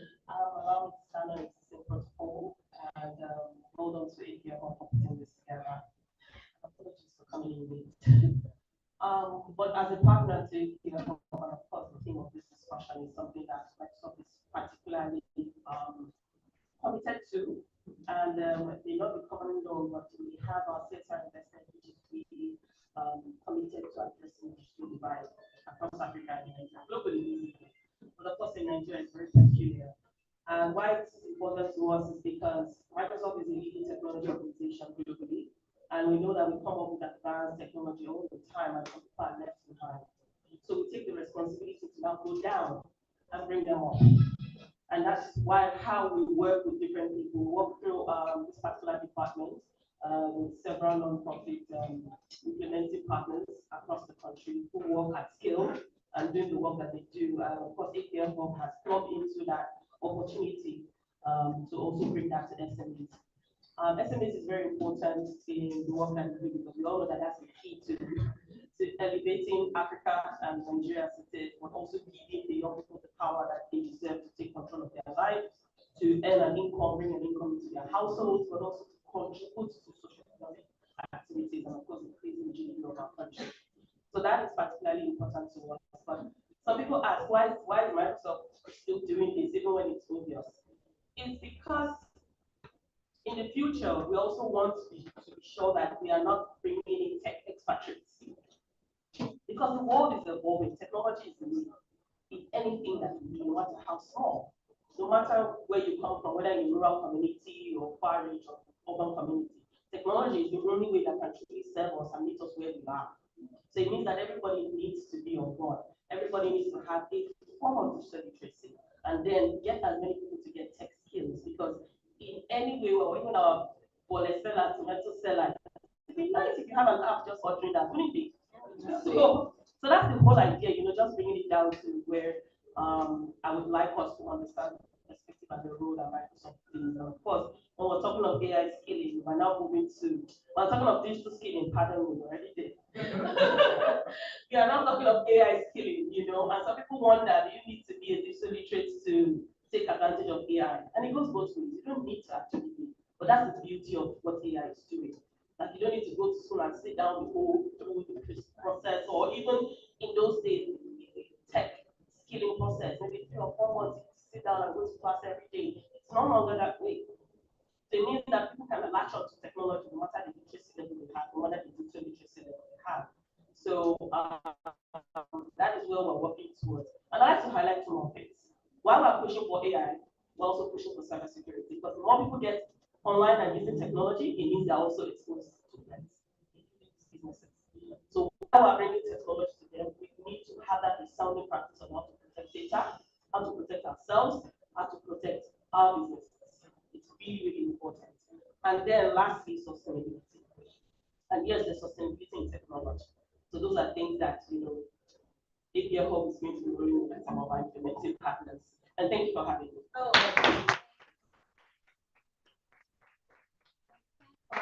And raffle draw. If you didn't pick any raffle tickets outside, raise your hands up so that you will be given.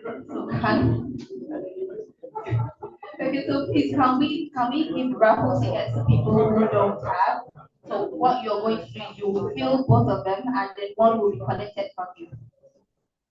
But finally, can you come up? Thank you.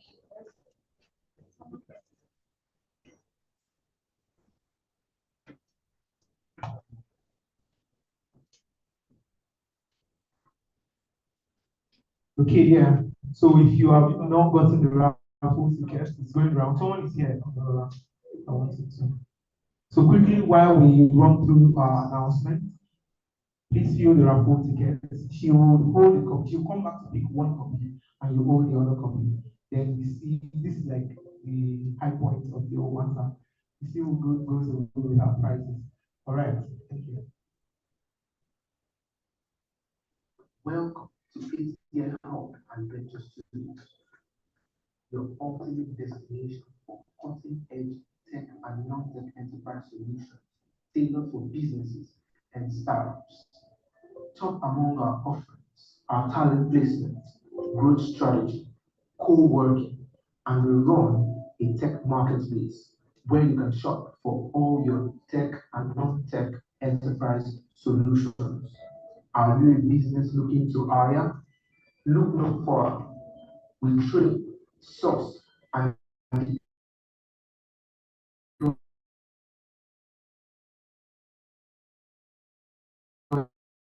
vetted tech and professionals, and we outsource for professionals in various fields, both tech and non-tech. You can shop from our pool of software developers, product designers, data analysts, digital marketers, customer experience professionals, creative designers, product managers, to mention just a few. You can also consider us as a one-stop shop for all your tech and non-tech enterprise business needs. In our tech marketplace, we have an array of business subsidiaries and partners, including TrueLabs. TrueLabs caters to all tech and business support needs, including product design, web development, digital marketing, creative content creation. Legal Move connects tech startups and MSMEs with lawyers and law firms to democratize legal services. Get access to premium and affordable legal services, including company and tax registration, IP registration, CAC documentation, legal advisory services, document drafting, and lots more. We now run a DigiPlus Connect shop where you can purchase enterprise business products and access top-notch services for your enterprise business needs. You can open a MoneyPoint account and access other MoneyPoint financial services for business. You can also get instant ATM card for your business account. Welcome once again to 8thGear Co-working Space, the ultimate workspace solution for freelancers, remote workers, and business owners who are ready to elevate their work environment. Step into a space designed for collaboration, innovation, and success. At 8thGear Co-working, we offer more than just a desk. We provide an haven that fosters creativity and productivity. Need a space for your next event or training session? Our spacious event and training hall is equipped to meet your need. For those crucial meetings, our meeting room offers a professional setting that leaves a lasting impression. Dive into focused work with our dedicated desks, your personal haven in the midst of innovation. For ultimate privacy and team synergy, our private offices are designed to accommodate your business needs seamlessly. And for those who value flexibility, our virtual office services provides a professional evening without the physical constraint. At 8thGear Co-working, we believe in fostering a community of thinkers, doers, and innovators. Elevate your experience with us. Thank you very much for watching. We'll just dive right into the raffle. So if you have picked raffle and you have not dropped the other half, I will allow be going around now to collect them. Okay. So you can just take the raffle box around. Has everybody dropped theirs? So you have the second half of everybody that just collected. Right. So this is the high point. For this raffle, we're going to be having two lucky winners. It is just luck. You didn't have to do anything to become the winner. Trust me. It's not about your status. It's not about your gender, it's just about luck. So what we're going to be doing is I would have two of our special guests do us the honor of coming to just randomly pick. I'm going to jiggle up the box and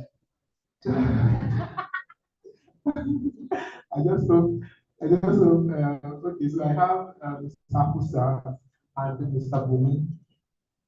You have raffle tickets. Now my hands are tied. Okay, so what do we do? What do you do?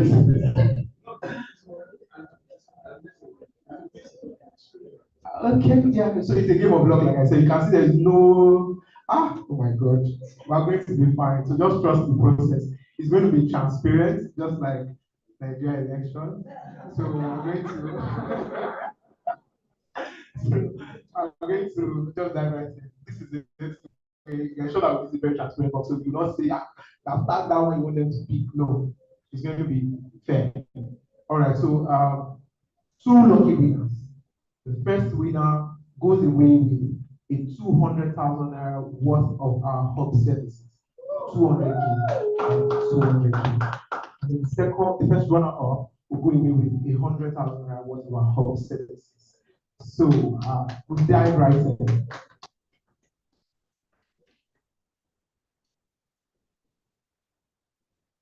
All right, so Mr. Bumi, I hope you do not pick yourself. I really do. So, as you can see, fair enough, right? Are we all good? You should just, oh yes, I agree. Just, all right, so fair. Just dip your hands in basket like one. Is it the first one or the second one? It's speaking for the first one.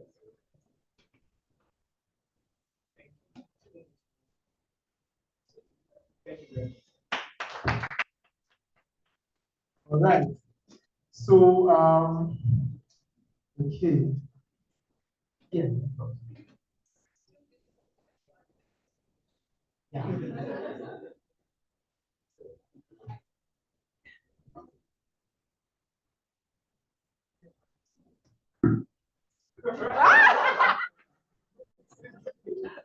Okay, so this is second round. And I have the honor to announce fair. This is the second round. I mean, the first round, and this is the winner. Who has raffle as stand in the middle, so that it will not be as if the one I have said. Yeah. So, who has raffle ticket number?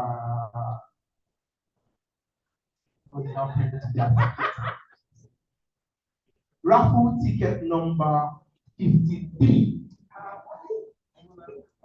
Omolara Akin Oyelade.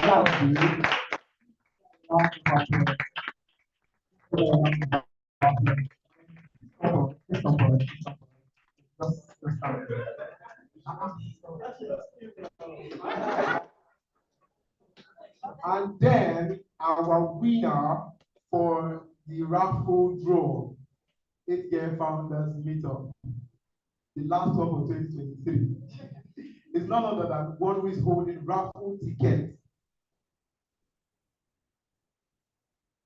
It's not just be, I don't know, it's not just be. 29. That is Oluwafemi Adeleke or something. Adeleke. Oh wow.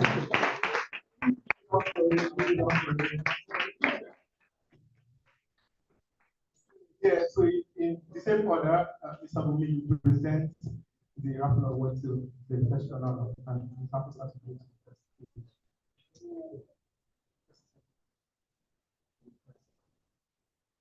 Winners, did you plan this? You're going to be walking away with 200, 100. Congratulations. You're ready. Yeah, ready.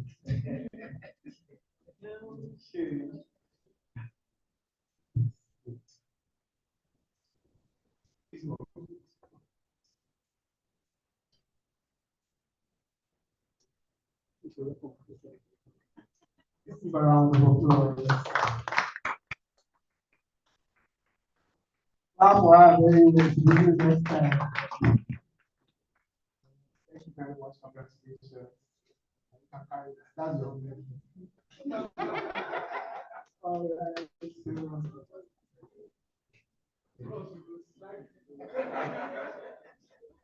Please give a round of applause.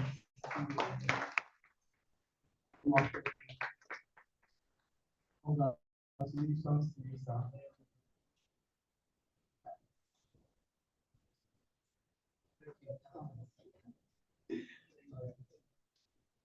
Congratulations to our winners once again.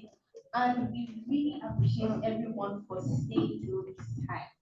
And so right now, we're calling off Mr. Dami for our vote of thanks.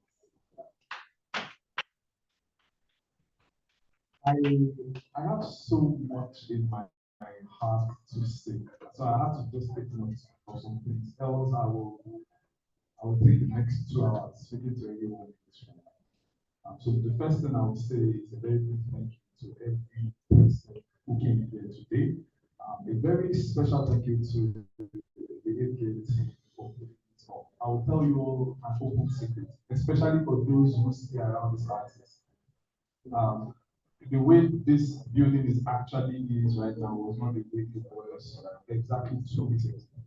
So it took, she can testify, it took less than 2 weeks for the team, everybody getting their hands literally dirty to get us to where we are right now. In preparation, we set the date for today and we set the meeting. Apologies if you still feel some pain, the reason why the meetings are open with the AC and everything. Alright, so and thank you for accepting us. So I think that's the best thing to say. Okay, so quick commercial announcement. I think this is very important. For those who may have noticed, once we're done now, we're going to cut some ribbons. But please don't cut the ribbons, take some munchy and go. Try to make small. Now we have people outside doing some dance and making some noise, asking me to buy one from the MTN business partnership that we have out there. Please check out what they have. And if there's anything that interests you, all your business from that store, thank you very much. And secondly, we, from our partnership with Zoho, we also it's for some special people. So if you have any inquiry to make, Zoho champion is there, and then it's Texas. That's our first name. And our middle name is Okoyemi. Alright, so after the whole stop is done, if you want to make further inquiries, please come back in the hall to have a conversation we have. She has something special for you if you are interested in checking out the Zoom packages right away. So I've said that those are commercial things. I want to let us know, just for the sake of information, that over the next 10 weeks, we are engaging over 175 young people in different tech skills at 8thGear. Interestingly, with the support of Microsoft, we put most and a partner and one of the implementation partners, so Similar Foundation, we already put most of these guys on a learning platform where they already have access to some of this content ahead of even the physical class where they now have instructors physically speaking with them, and also hands-on experience, best practice with the learning. Why am I saying this? I'm selling market. That's my primary job at 8thGear. And the market I'm selling to all of us is that it's still if you're looking to recruit tech talents for your business, or if you then you want to digitally transform, but you need training for your own business or for your own employees, please come back to us. Let's have a conversation. The talent placement component of what we do is critical.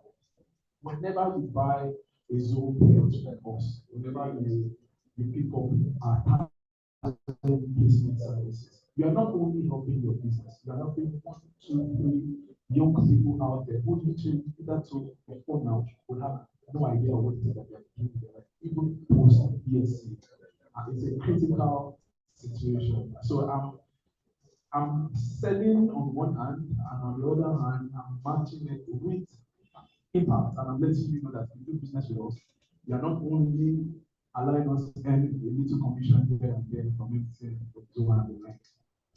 But you are also empowering the young people who then power these services that we're talking about. And so we will be very, very glad and honored to have you help us talk about our businesses. Earlier on, Monica had asked that you go on social media, please, out of the love for, if you do love what we do, and if you do like the fact that we are open up the registered business for 8thGear from the beginning, and also 8thGear Partners Limited. The reason why the Partners Limited is because from the outset we realized that what it is that we have set our eyes on to achieve will never be achievable in our own mind and in our own. It's the reason why we are deliberate about leveraging the weak partnership that we have to do this work. I will be wrong if I do not especially mention the leaders of the team, and I hope that Mr. Kim is to also support Mr. Ibaki supporting the ribbon as we step out for their support in our journey from the inception till date. And just like the Martin mentioned, he was not exaggerating when he said, I've known 8thGear from the roots. When we was 1 SME, 2 SME, and we're trying to, today we can boast of serving nothing less than over 60 MSMEs in different formats. I'm not even talking about talent placement now. Talent placement will be over 100. Talking about MSME impact. Of young that we have trained so far so good from ourselves and from our affiliate beekeeper, who actually is at our next cooperation. Nothing less than, I think, about 600 to 700, right? Right. This just this year, with the support of Lagos State, over 200, and you can imagine training that number of people with over 70% placement rates. You can just do the number and so interestingly, most of these young people actually are able to secure work for themselves because of the level of employability, soft skills that we then add to our content. In my final words, if I do remember what's happening with that, I would love to just say very quickly, as we go to call you, keep us in mind as you go out, as you interact, please pick a flyer, pick one or two things, just talk to your own circle and your network about what that we do. I'm looking forward to more good advice for business. We're looking forward to having you bring your small, this small transit 30 comfortably, 50 to your small trainings and bring it to us and let's put together here. If you need private offices, tell your friends. If you need co-working space, tell your friends. If you need any of the technology services that we've had from the B2B support and for the corporate technology partners that we have, if you need any of the services, please talk to us. Thank you very much for coming. Have a wonderful journey back home. Thank you. We're going to have two of them. So we'd love everyone to please step out now. The first is going to be for the 8thGear Hub Relaunch, and that is going to be handled by the representative of LSTF Technical. And the second is going to be for the post-connection project.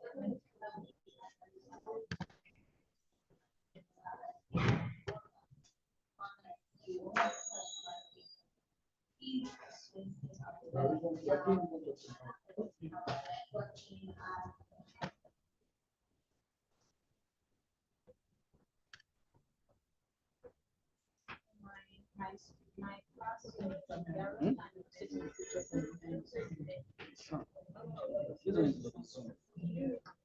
okay. Let's see. Nice to see you.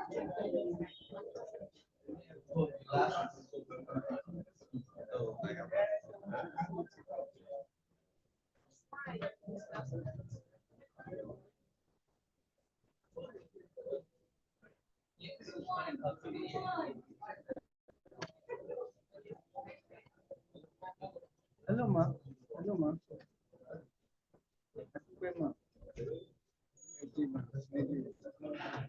How are you? What you want that hand?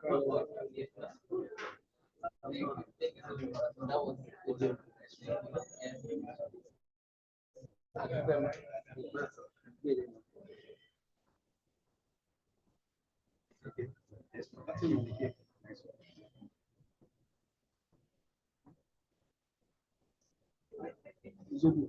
Zobo. So, what is Zobo? Who's your competitor, Zobo?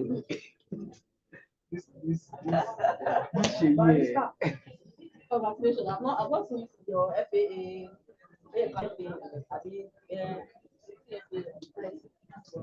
Please, Inkiruka and Bella, we need you to please move your cars. I think you're blocking someone. Please. Inkiruka and Bella, please, thank you. Everyone. Well, sorry.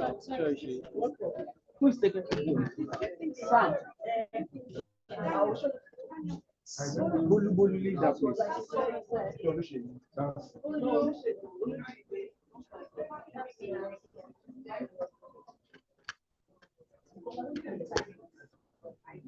Everyone.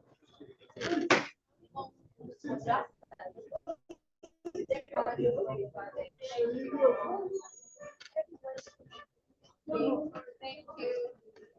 Inkiruka and Bella, we need you to please move your cars. Thank you. This way.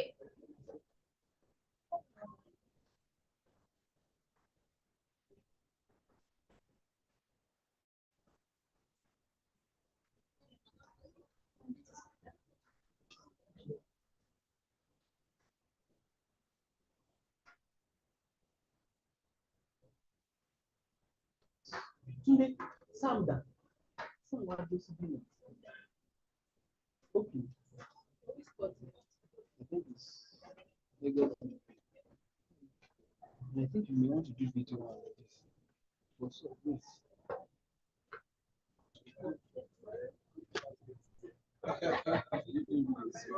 It's your show. Whatever you say, whatever you do. One, two, three. We'll count up to 8. Let's go. 1 to 8. 1, 2, 3, 4, 5, 6, 7, 8.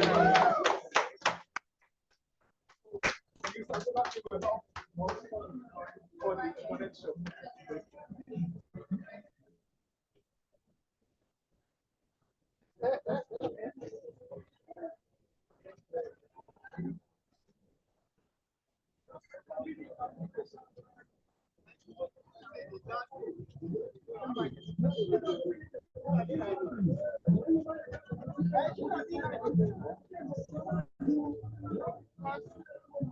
Because I know the story of resilience. And I know we didn't mention it there, but the strength of God in us is actually the biggest strength that we can have. Our awareness and our ability to work with Him. Not steady. Because even if you have a community and everybody is encouraging you, if internally you give in, you can't do much. So I want to acknowledge God. I want to acknowledge and thank Him for the bond between them. It's not easy for husband and wife to be working together. You will shout at each other, and all that. So I want to thank God for the peace, the growth, the health, and the foresight, and for much more.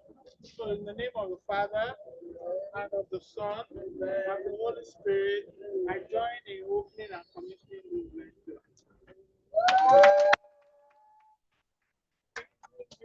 Cash flow. Cash flow. Thank you. So it's time we can all get work now and Refreshments. And please get something from any of our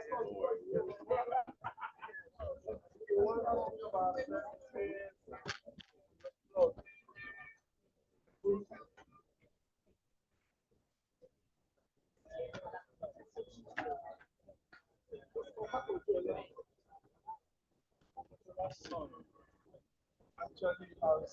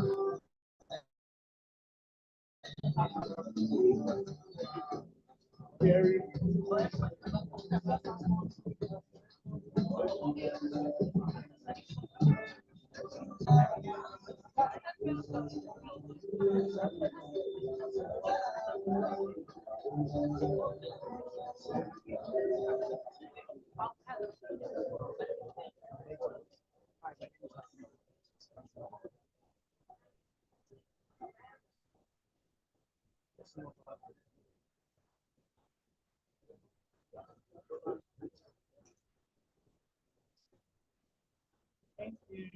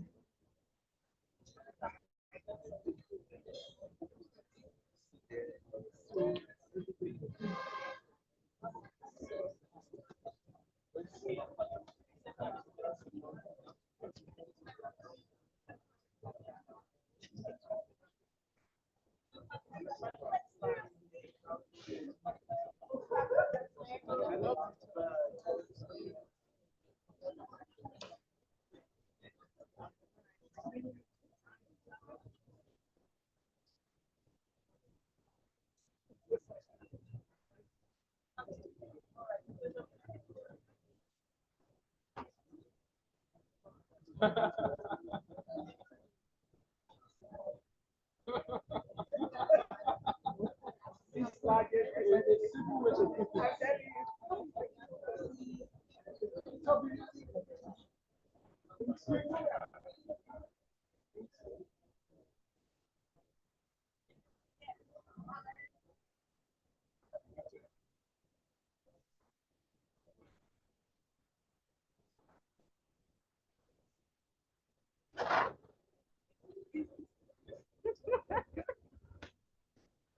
This is so wrong. The first time the balloon busted. This one, This one, can you share it? Ah, you need to. what I do think they you need call to. this thing? See. I think you need to. Also, I think what did they call it? Not.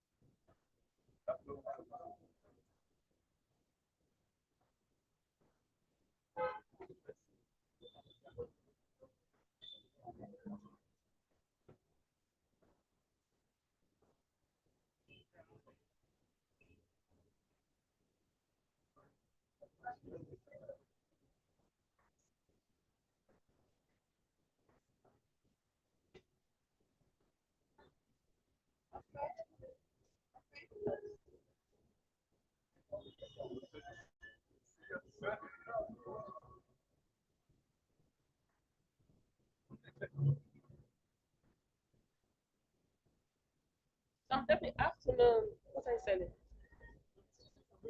Just flyers. Eh? Sorry? Oh, STEM. Okay. Let me help them You have a market. space. Oh, you are using this space here. They're not marketing. They're not marketing well. Let me interject. This is the biggest problem for a lot of people who have They businesses. actually help school owners with access to facilitators. So they STEM have, facilitators. yes, primary and secondary schools in That's Lagos. awesome now. Are you working with them? Private sector, private something they have. Good to go. Just need to keep pushing until they answer you. Until they answer you. Thank you, ma'am.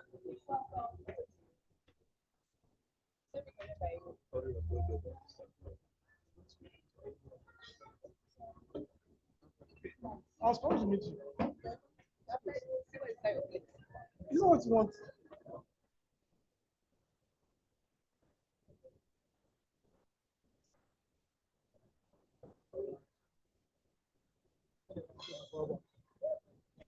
Just, no, it's church. It's church. I just want The moment they church,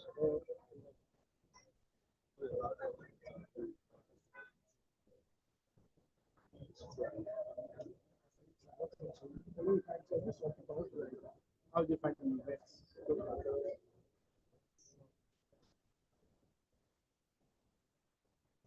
Yeah, I used to tell my yes. I guess so.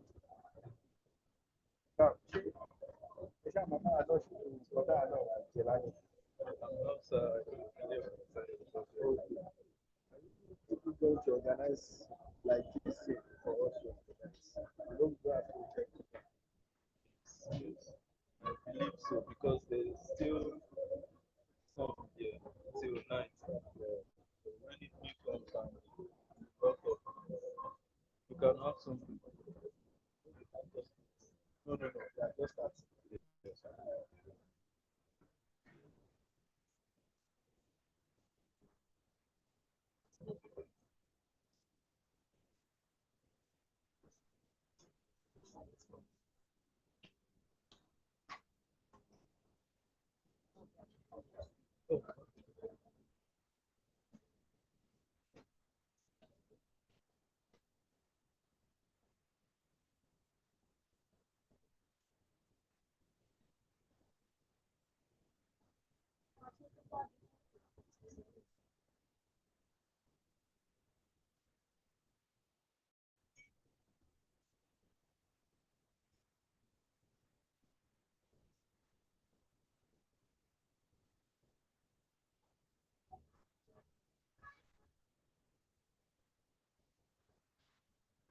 Team of course.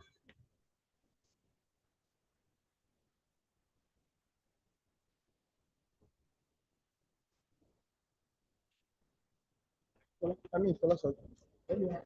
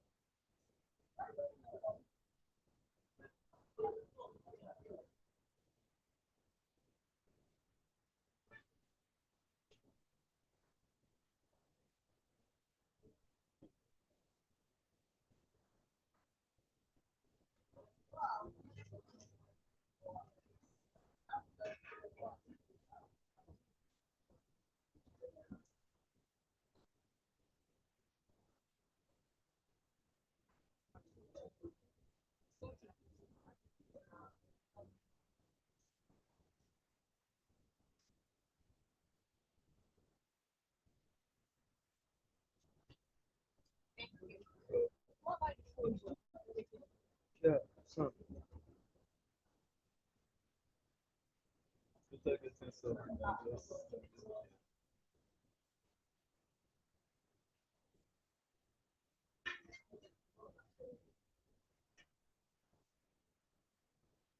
you see this other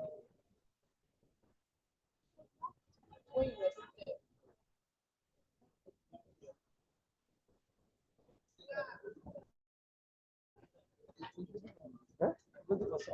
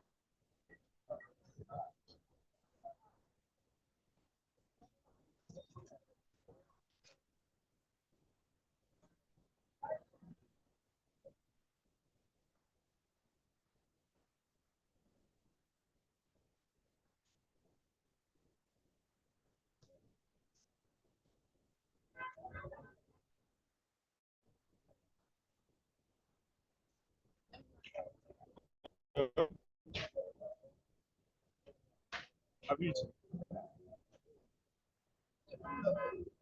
You guys.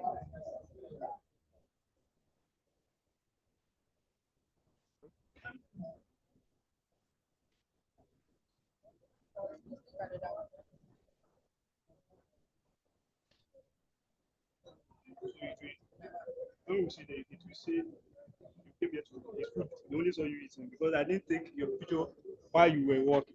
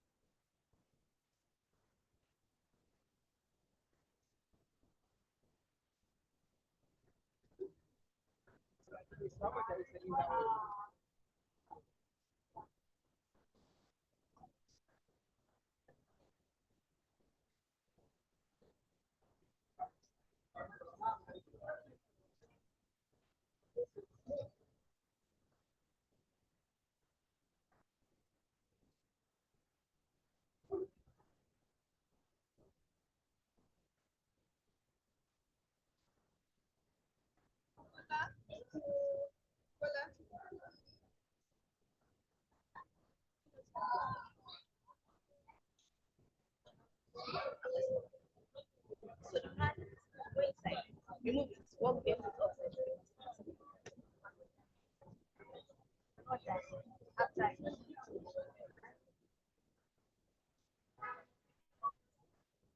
Mostly maybe Sunday.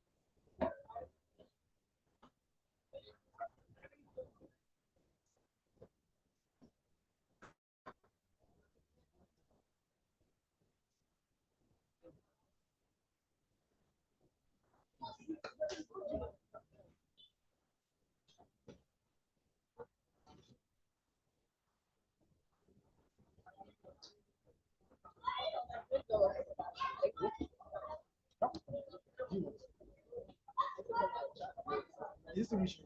Baba.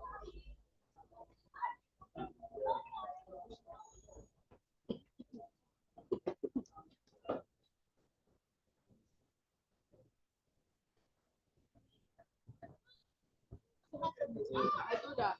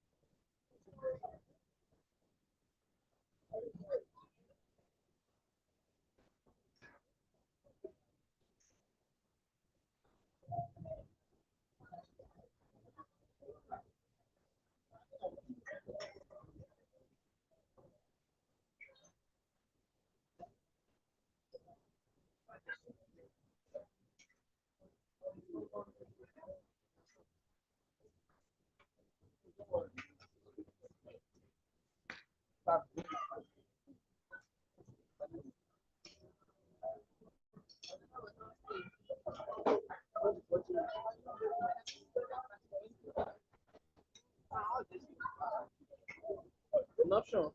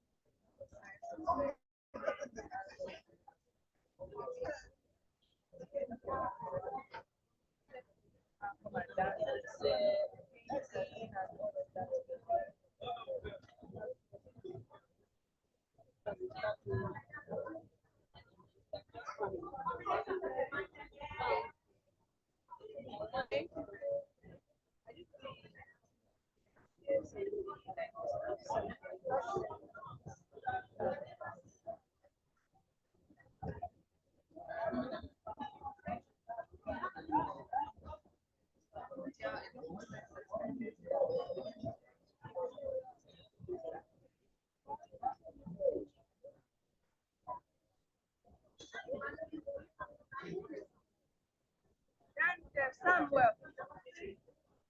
Samuel.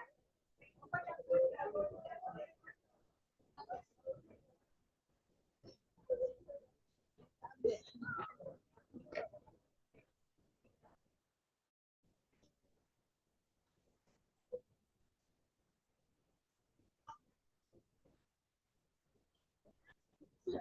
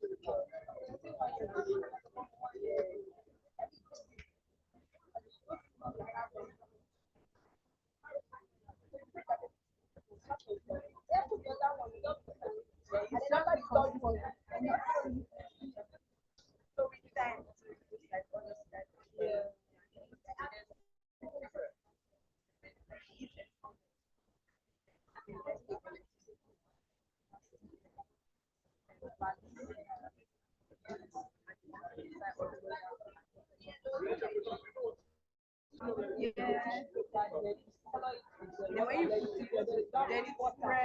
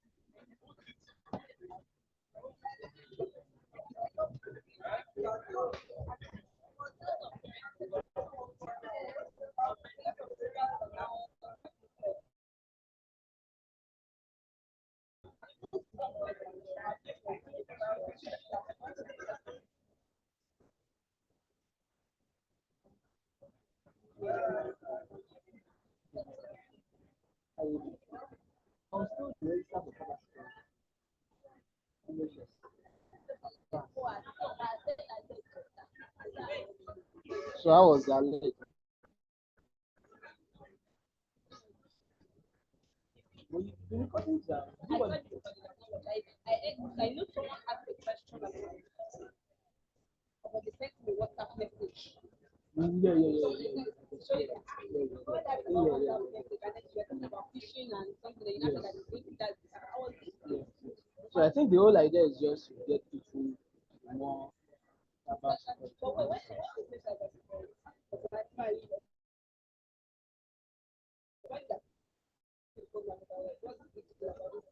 that. So now, if you are aware of the problem, you notice that currently, so